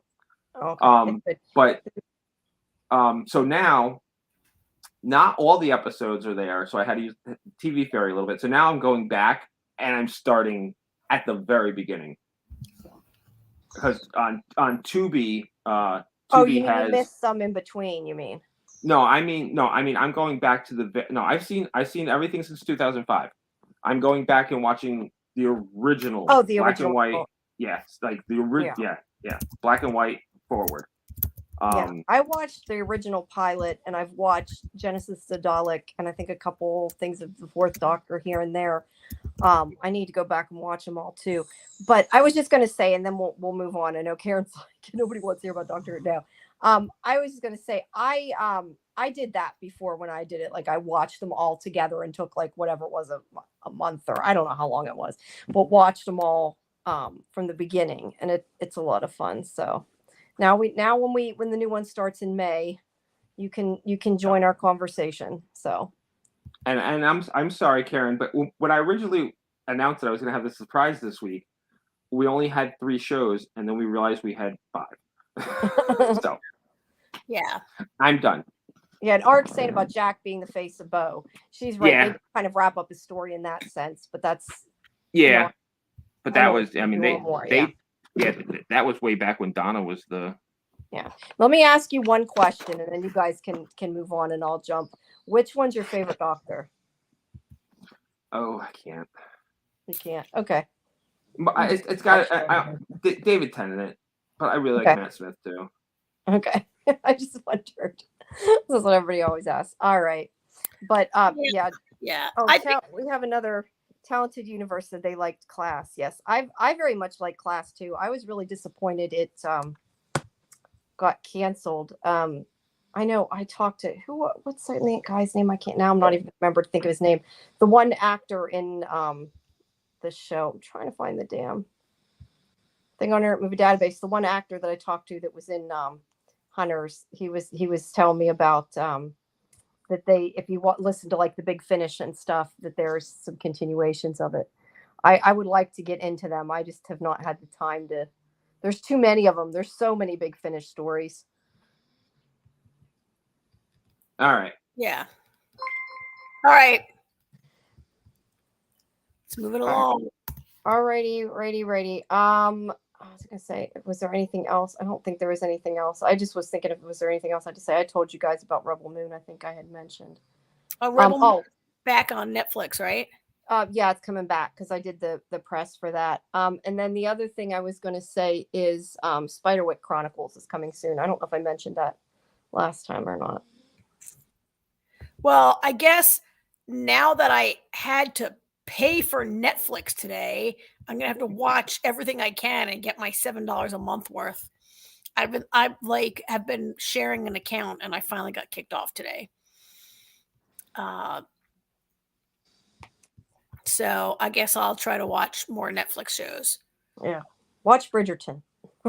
That's my. And that doesn't really interest me, but No, I really like that. I thought that was good. Yeah. But all right, well, Jamie, you're gonna pop off here, I guess. Okay. Yeah, because I haven't seen Shogun. So Okay. all right, guys, have a good night. And I Good will night, talk Jamie. to y'all next week, I guess, and we'll see Yeah. what's going on then. All right. Okay. Bye. Thanks, everybody. Thanks. Bye. Bye. Bye. Okay. Okay, So- AHS AHS should take 5 minutes. I don't know why we're watching this program. Because we not, do. It's not good. And I feel like this was yet another episode where nothing happened. Like this is not really a show with a story as much as it's just a series of creepy tableau, like creepy, oh, here's a creepy cat with a creepy doll. Yeah. Oh, here's creepy Cara Delevingne. Like nothing really happened. Like, I don't know. Like the most exciting thing for me in the episode was Grace Gummer played her mommy. Oh yeah. Nice to see Grace Gummer. And I mean, I do think that Kim Kardashian is well cast, is well written. Well, she's playing herself. She is, or somebody. She's playing in a world that she knows.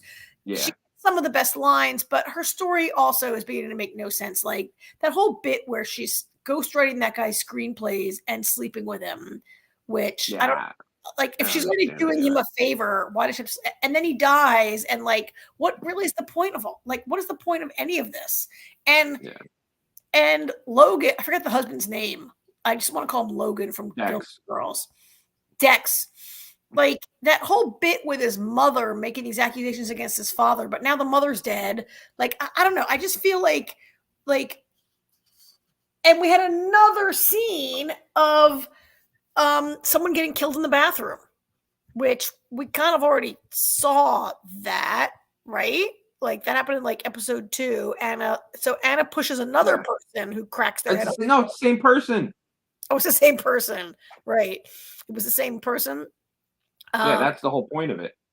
Which you would think at this point Anna would realize she's fucking hallucinating. Like, come on, do the math on this. Yeah.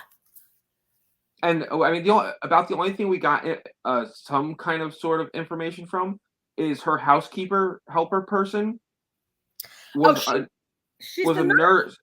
The nurse when she was born. Mm-hmm. So she's a goat lady, also, obviously, right? I don't know. I feel like I don't know if she's necessarily goat lady. I think she might be the other side of it. I don't know what the other side is, but I think she might be against the goat people. Like she's like it's like she's been watching over Anna her whole life, type of thing. Yeah. Maybe that's why she's always creeping around and watching her and stuff and trying to help her. Maybe she's an anti-goat lady. Anti-goat lady. I mean, Cara Delevingne's a goat lady. So then they have this party at the gallery, and I'm getting kind of bored. Well, I already was bored with Anna being jealous of Dex's like artist pal friend, right at the gallery. Yeah. So the gallery. Now she's a giant bitch who's always saying mean things about Dex's. Yeah. She obviously likes Dex's first wife better, right?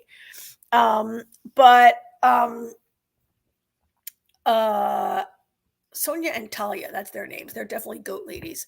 But that whole thing was also like what really happened there. So Hannah has another hallucination about like them dancing around her or whatever. So what really happened? Like how many? This is just an entire season of creepy scenes. with no real through line or story. Yeah. And this Well, was I feel like it was a big mistake for them to adapt a book as their American Horror Story season. Like everything else has been original. You know. yeah. That's right. I forgot about that. This is their first adaptation. And look, I don't want to say the source material is not good because maybe it's just a bad adaptation, right? Or maybe Yeah, I don't think. Yeah, I don't. I mean, if this is what's happening in the book too, I don't know. I just feel like this is for visual. The only major development was when Cara Delevingne kissed Anna's evil pimple and it went away. Oh my Right? god! I didn't even notice it. I didn't even notice it went away. Cara Delevingne who kissed her, or was it Talia? I think it's Cara Delevingne kisses her. Yeah. The pimple goes away. Like she Now I kisses. don't remember. I But, don't know. I mean, It's nothing bad. happened, right? Like you could totally skip this episode and go to whatever happened next week, probably, and not even. This is the worst. Like, okay, I abandoned motel in the middle because I thought that was boring and I abandoned it. This is worse than that was. This is definitely worse. I abandoned Freak Show because that was. Did you? Yeah. Yeah, Freak Show. First of all, I didn't like the serial killer clown, or whatever. Twisty. Twisty. I didn't like Twisty the clown, and Twisty was sad. I didn't like Kathy Bates' accent. I just didn't. I abandoned that episode. That also, and I never. And this is worse than Freak Show. This is worse than Hotel. I never watched. I never watched Roanoke at all. Roanoke was awful. And that one last year where they had the vampire one that Red Tide. Oh, that was 2 years ago. Last year was New York City. Oh yeah, Red Tide was not that great, but it was No. way better than this, right? At least I kind of understood. Yeah. At least the creepy town was more interesting than the creepy art gallery. Yeah, this is just wrong. This is just bad. It's really bad. I don't know who's liking this show, but not us. No. Sure, somebody likes it. I mean, the greatest part of it is the person who's not an actor. Yeah. That's sad to say. Right? I mean, Well, you know what? Not for nothing. Most of our AHS cast has been relegated to cameos, basically. I mean, yeah. Oh, actually, that reminds me. So the scene when she's saying all the things about Babette at the wake, and there's two old like after she gives her whole spiel, and she's like, "I didn't just lose my competition; I lost a friend." Yeah. And the two older women in the crowd there, the one leans into the other and says something like, "I'd give her the Oscar," or she says, I'd give her the SAG award." The other one goes, "I'd give her the fucking Oscar." Oh yeah, yeah. So I paused it and I was looking at them, and so the one in the hat was that looked like Gene Smart. I don't know if it was or not, or if you paid much attention to it. And the other one I think was oh god, I can't think of her name now. I didn't really. I wasn't like I didn't know if you half my attention. I felt like because they focused on him that it was a cameo of some sort. I'm trying to remember. God, what the hell's her other one? Holland Taylor. Yeah. That's who I think that was Holland Taylor and Gene Smart. I could be completely wrong, but that's who they look like to me. Because it wasn't the best picture. I don't know. I mean, I would go back and look at that, except I won't. Right? I actually took a screenshot. I could send it to you. You should. I'll look at that, but I will not. Yeah, I'm not going to go back and fast forward through this actual show, which is so bad. Like, just nothing happens. Nothing goes together, right? It's just a series of randomly creepy, bitchy women who are creeping out this poor, hysterical, pregnant girl. And it doesn't, like, I don't know. Like, I should be really wondering, did Dex's mother kill herself? Did Dex's father kill her mother? Did the goat ladies kill her? But I don't really care, right? And it has nothing to do with anything, really. I honestly can't. When you told me it was back, I was like, oh, yay. But like, the part of me was hoping it was just never going to come back. Yeah. I can't believe I'm going to say this, but I really would maybe just want to watch a highlight reel of Kim Kardashian's best lines and looks. She had that awesome, like almost black lipstick on. That was pretty cool this week. She gets like, and you know what? Her acting is decent, but as you said, it's a world that she's very familiar with, which is great, right? Like act what you know.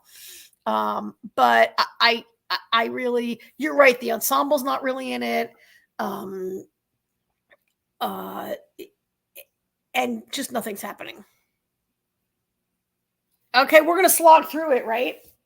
Yeah. We'll watch it to the end because we're committed to this franchise. I think there's only 4 more episodes, I think. Yeah, I think there's only 4 more. So, all right. On to the good show. Shogun. So this was episode 7. Episode 8 dropped yesterday, but we're covering it next week, right? Yeah, we never cover the one that drops the same day. Yeah. So this is the episode 7 that's called A Stick of Time, which was very confusing to me until finally in the 3rd act, someone uses the phrase in a sentence. And I'm like, oh, okay, I get it. It's like a moment of your time, right? Yeah. I was really confused in the beginning because like there was a war. The first scene is a war and you don't know it's a flashback for the first few seconds. And I was like, wait a minute, did they just fast forward? Were you confused? No, yeah, I wasn't necessarily confused, but I thought that they already did Crimson Sky. Is that what they call it? Sky. Yeah.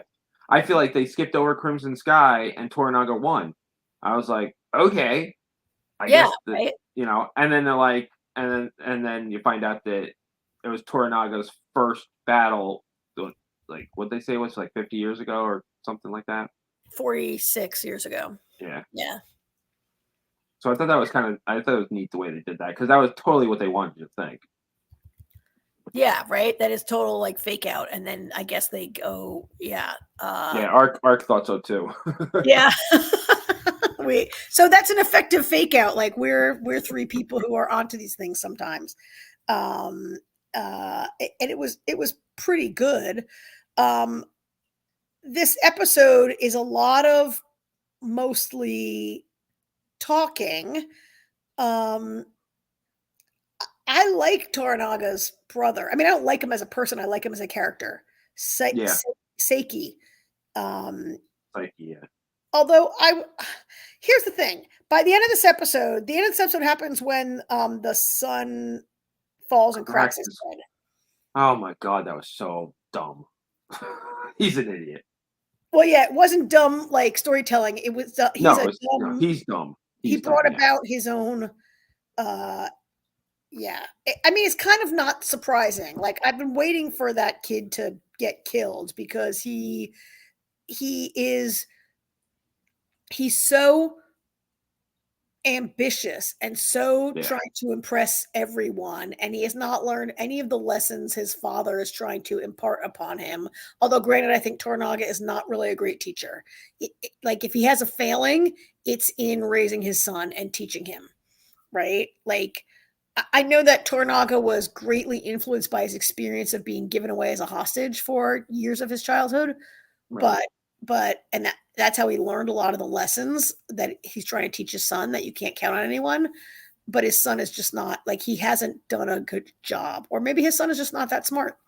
I just think his son's not that smart because, I mean, he makes the decision to blow away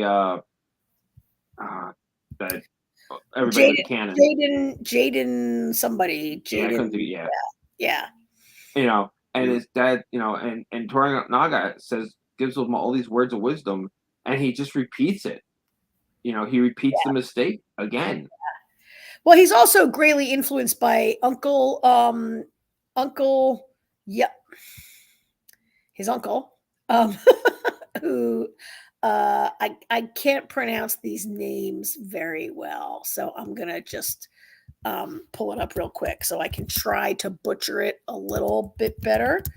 But he's greatly influenced by his uncle and his cousin, right? Who are like ambitious schemers. His uncle is it his uncle or it's Yabashige, who I was gonna say the guy with the mustache, which is like half the people on every man on the show. But I know Yabashige yeah. is the scheming Friend vassal, and Omi is the nephew of Yabashige. Yamashige. Yeah. And those two are schemers who easily manipulate poor young Nagakato. But he wasn't influenced this time by them. They wouldn't have gone, they're smart enough to know this was a bad idea. Yeah. Yeah. And to invade. So I actually thought in that scene, so as I watch the show, the more I watch the show, I think everyone is up to something because pretty much everyone is up to something at all times, right? I agree. And I really thought the women were up to something in the tea house. And when, Seiko's like having sex with Kiku and she says, "Oh, would you allow me to like kick it up a notch here? Would you allow me to adjust our playtime? We have some tools to increase your pleasure." And I was like, "Oh my God, she's totally going to like strangle him and kill him or somehow." And these women are like gonna, right? But then no, Nagakato comes like busting in there to kill his uncle. And like blows it. And I don't know, did you think that Kiku was up to something right there? Oh, absolutely. I didn't know what, but I mean, the only thing she was up to was letting Nagakato in. So that's what she was, you think she was excusing herself? So she was in on that. Yes. She wasn't going to actually like asphyxiate him or whatever. No. I mean, she wanted to choke him. She could have done that while they were having sex because he had that scarf tied around his neck. And he could overpower her. Well, yeah. Probably. He had her in a Did you notice though? She was not that you can fight from. Did you notice that Seiki, when Nagarato was going after him, he looked genuinely scared until the stupid kid cracked his skull. Well, he had no weapon. He had no but slipping and hitting his own head, and even like, I mean, I think even Seiki was a little like, so how a big part of this story is that Toranaga like doesn't believe in senseless death, and he doesn't really he's not really down with seppuku and like a lot of other stuff, right? But even though Mariko keeps begging for it. Well, yeah, but I was thinking of when Seiki sees Nagakato lying there and he says, "Where is the beauty in this?" Like, I don't think that was sarcastic. I think he was being genuine. Like. Oh no, yeah, and it goes back to his comment earlier. He's like, "When I die, it's going to be beautiful," and he's like, "What?" Like the mindset of of the time and everything. Yeah, there's a comment. I don't know if the comment is in this episode or a different episode. There's a time where Toranaga says, "Why is it always people who've never been in a battle are the people that most want like there to be a battle?" Yeah, I mean it's written better. Yeah, that was the last episode. Yeah. And that's really how his son is. Yeah. And I mean, granted, Seiki's a total jerk, right? Like Seiki completely turned his back on his brother. I was thinking about like, okay, this is not really at all the same thing, but I'm like, oh yeah, he's just like Prince. He'd write the book Spare. If Seiki was alive right now, he'd write a book about his brother pooping his pants. And just he'd write Spare. Like he really, I think, resents being the younger son, and he doesn't get to be Toranaga, right? Yeah. And he's a total jerk. He behaves like a jerk in that entire like time that they're together, and you kind of know that he's up to something. So here's like, I think like all through this, Toranaga's like, okay, he's like, yeah, I will consider whether or not I should surrender. I'm in a weak position. Maybe I should go and like, turn myself in or whatever. And I'm thinking like he must be up to something also because I completely agree. Right? He has to know his brother's a weasel. Well, right? it's like when he goes to see the madam for the stick of hit. She's the one that wants the stick of time. Um, Mhm. and she pretty much says that she's like, "How did you not see an army coming up to your gates?" She's like, "You wanted this to happen," and Yeah. he's like, "I don't know what you're talking about." And You she's like, know, "Oh, I'm sorry. I was mistaken." yeah, Um, because she realizes there's more going on here. yeah. Yeah, right? She And realized. yeah, and I even feel like um when when Blackthorn when he during that whole little powwow and he surrenders and everything, Blackthorn's like, "I'm out of here. This is bullshit." I think that with that too, I think there's more going on. I don't know exactly how it's going to play out, but I feel like next episode he's going to surrender himself. They're going to go to Osaka, and I think this is a plan to actually get Crimson Sky to work. Like I think Blackthorn's going to show up with his ship. I feel like that there's a lot going on underneath the surface, and only a handful of people know what Toranaga's plan actually is. Well, and I was kind of Because thinking like, okay, go ahead. I'm sorry, I interrupted you. no, I was just gonna say because the more people that know, the more chances there are that Mhm. word gets out. Well, and I was thinking, so Toranaga lost a big chunk of his army in the earthquake, right? That's part of Right. why he's in this weakened position. And I was kind of thinking, oh, I don't have enough army to enact Crimson Sky. Why don't I surrender and have them escort my entire army to the front door to Yeah, surrender, pretty right? much. Like instead, like that way you don't march on Osaka and get attacked.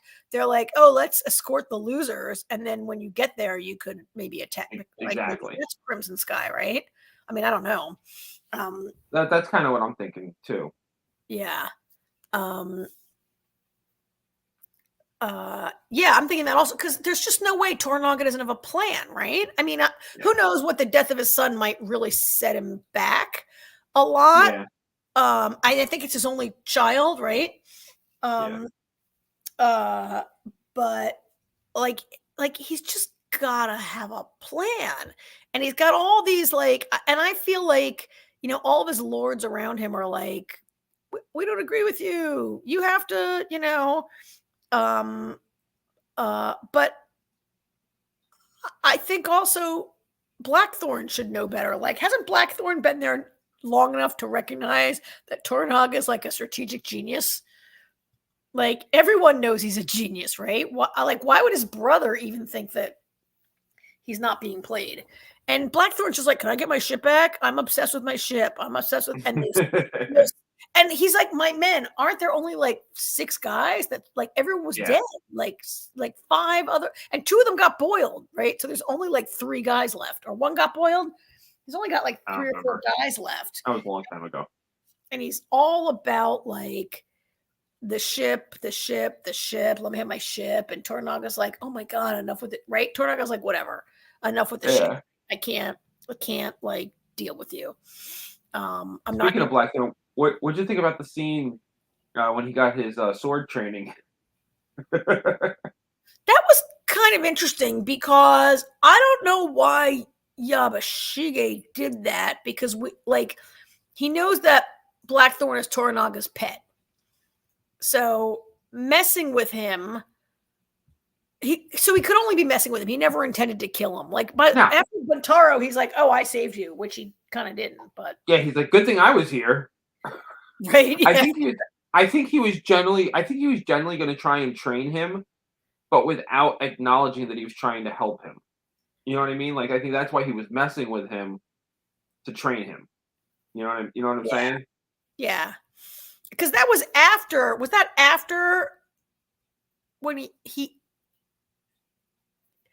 says like a couple nice things about Yabashige, right? Yeah. Yeah. I mean, I love that though. He's saying all this stuff, and Yabashige's like, I have no idea what you're saying. Yeah, right. So Buntaro really wants to kill him. Buntaro then goes to Toranaga and is like, I don't like the way he looks at my wife. Can I kill him? Which is kind of crazy also, because Toranaga loves this guy, right? And And Toranaga like shuts him down by being like, yeah, but you got to kill them both because it's obviously the woman's fault. Like I couldn't even believe that. I mean, I could believe it, but he's like, well, I oh, think the point Toranaga's making is if you think it's just one-sided, then it's either two-sided or it's no-sided. It's basically what Toranaga was saying. yeah. And he's like, obviously she's like, oh, and you're saying your wife is leading him on? No. And he's like, well, if you accuse one, you gotta do them both. But I mean, it's becoming more and more clear to me that, I mean, to all of us for episodes now, that Buntaro really is in love with Mariko, right? Or wants it to work with his wife. Like he has lamented that she's so cold. She never got warmer towards me. Of course he did crack her across the face also. So, yeah. Right. So I don't know if he's never been nice to her. He's always been very cruel, at least with what we've seen. And she keeps begging for death and he denies it. And she considers that cruelty also. Right. Yeah. But I mean, then she gets lectured by Toranaga, and he's like, are you on my side or are you on Blackthorn's side? Like, who is your friend here? And then she's like, all right, can I just kill myself? And then he's like, no. I mean, it was a good scene, I thought, right? Yeah. And she I think it's good because, like, for us as modern day Westerners, we can't possibly comprehend the idea that you're like, I'm shamed. Ever since my father died, I just want to kill myself. Yeah. I have no purpose in life. Right? Like the culture of shame. Yeah. Well, yeah. It's the culture. Yeah. It's all about honor. Yeah. And it's just it was the culture of the time. And I mean, to be fair, I mean, women are treated pretty poorly for the most part. I continue to not see, and I'm interested in what you say and maybe what the folks in the commenters might say, that I continue to not see the consuming, smoldering passion that's supposed to, like, I just don't see them as being in love. Like, they're supposed to be in love, and the show implies that they're in love, but I just don't see it between them. And maybe others are seeing that on screen better. It's been very, at first it was, but it's been very subdued. And I almost feel like the show is intentionally subduing it because it doesn't want that to be the main focus and what everybody is concerned with. You know what I mean? There's so much. Yeah. The 80s one, yeah, they were the sweat was coming off the TV. Yeah. Huh? Yeah. I mean, off the TV. Yeah. Yeah. I mean, so I just feel like it's a lot more subdued, and the way they played it here is she hasn't really been like, she was very enamored with him as she got to know him in the first couple episodes, and then of course there's that scene where they sleep together and everything. And then she plays dumb, and she's like, I don't know what you're talking about. We sent you a gift, Yeah. But then her husband comes back from the dead, and that's when things kind of changed. But I haven't, I still see her lingering on with looks at him, and he kind of wears his heart on his sleeve, but he's being respectful about it to, as best as he can. Yeah, I mean, we mostly see their passion, so to speak, played out in like them arguing and sniping at each other now, right? Yeah. They've gotten to that point where they're like, they're bickering is like how they're, and I do see that. I guess the show also has really downplayed so there's the part where she's married to this guy. As a woman, she is owned by her husband in this culture. There's also the culture of honor, but they've downplayed that she's a Catholic convert, right? The reason she can speak Portuguese is because she's Catholic, and they haven't really played that. I mean, if you're a Catholic and a new Catholic, like cheating on your husband is like, also not cool and a thing to be worried about. It's funny actually. Suicide in a Catholic is mortal sin. Down upon, Yeah, it's a mortal sin. So Yeah. thank you. I couldn't think of the word. Yeah. Yeah, it's a mortal sin. So the fact that she still wants to kill herself, but she's a Catholic convert, is kind of interesting. Yeah, and that's really not. I mean, the politics of the Portuguese church in Japan is played a little, right? But her, like, I mean, another reason for her to be tortured is that she's Catholic also, and we don't really see too much of that. So I guess by the time it's over, now they're all supposed to go to. They're supposed to go to Osaka, right? And then the son's death is the final thing there. So we don't know what's going to happen going forward. Yeah, I don't know. Next episode's gonna be interesting. I mean, I love all of this like backstabbing and planning and strategy and stuff. I really liked the idea of when Kiku's madam, I forget her name, the madam of the tea house. Yeah, I don't remember her name either. I don't know if I say I don't remember it, I might have never known it, right? Jin, her name is Jin. Okay. Like I kind of like that whole, first of all, that she's got this sort of like feminist idea of like growing her business and having not just having a tea house, like she's an entrepreneur. She's got plans for like big business, right? I mean, that is like what eventually becomes the geisha, probably, right? Yes. Oh yeah, she was absolutely describing the geisha. Yeah. Like, and for all we know, that might start here. Because even though Toranaga kind of cast her aside, there's nothing to say that he doesn't permit her after this whole ordeal. Yeah. The idea was definitely started with her, though. Yeah. Yeah. I mean, that was awesome. And I also liked, like, we saw the woman who is Blackthorn's consort that runs his household. Her name is Fuji. We saw her practicing like with her like spear sword thingy, right?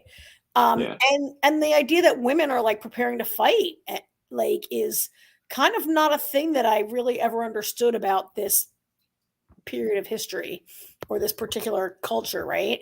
And that like she's gonna fight, and she also wants to die, right? Since her husband died, but that even let them like that women are like the property of their husband, and yet they're totally like, yeah, you're an awesome fighter. Come out here and help like kill a bunch of people for us, right? Like that's kind of great. So I mean, you said to me last week I said this episode is good, and you said there hasn't been a bad one yet, and you're absolutely right. But this one is like, I just really feel the tension coming towards the dramatic climax of the series now. There's we got 3 left. 10, right? So. Only 3 left. So yeah, I think this is great. I mean, not the kind of show we usually cover on this program, but I really like it. I think it's really well done. Yeah. We've broadened our horizons through the years. We have, on what we discussed on the show. And listen, when you don't have good shows, sometimes when you don't have good shows to talk about, you talk about the good ones you do watch. Right. Yeah. So, all right. Well, we're a little over our time. Maybe you want to wrap it up now? Roger gives us 3 hours, right? No, I mean, we're over our time by what we consider, because what we're used to, but I mean, we're interesting, but we're not 3 hours interesting. Well, so all right. Well, thank you everybody for listening. Ark, as always, thank you for the chat. Yep. Thanks thank you for the 9 live viewers we had. Most of them came through Twitter, through X. Thanks for watching. Feel free to join us sometime on YouTube or on StreamYard, where you can comment if you want to. We'll catch up with you guys next Tuesday is gonna be my last show. I'm gonna be here next Tuesday. But then I'm going on a cruise, and so the following week will be the business or pleasure 23rd. I'm not sure what country I'll be in or if I'll be at sea. So I'll be here definitely what's next Tuesday? The 16th? I don't know. What's today? Today's the 10th. So it's next to well 9th. So No, yes, no, it became the 16th. 10th. It was the 9th. Yeah, 16th. Yeah, next on the 16th, I sail out of Miami, so I gotta check where I'll be and if I'll be able to join you guys, because ships. So you're sailing. So you'll be here next Tuesday, or you won't? No, I leave Miami at like 4 o'clock next Tuesday, so I'll be somewhere in like the Caribbean Sea. So that should be interesting since we're going to finish Three Body Problem. But Jamie and I can finish it, and you can comment the following I week. mean, yeah, I'll get back to you guys. They have good internet on ships now, but they also have a bar and a casino on the ship. So so this is pleasure. Yeah, Ship, pleasure cruise. Vacation, 11-day Caribbean cruise. Yeah. So I might not be here for 2 weeks. So you might not have my amazing thoughts for 2 weeks, but sorry. We'll figure it out. Yep. All right. All right. Thank you, everybody. Thanks, everyone. Have a good week. Bye. Good night.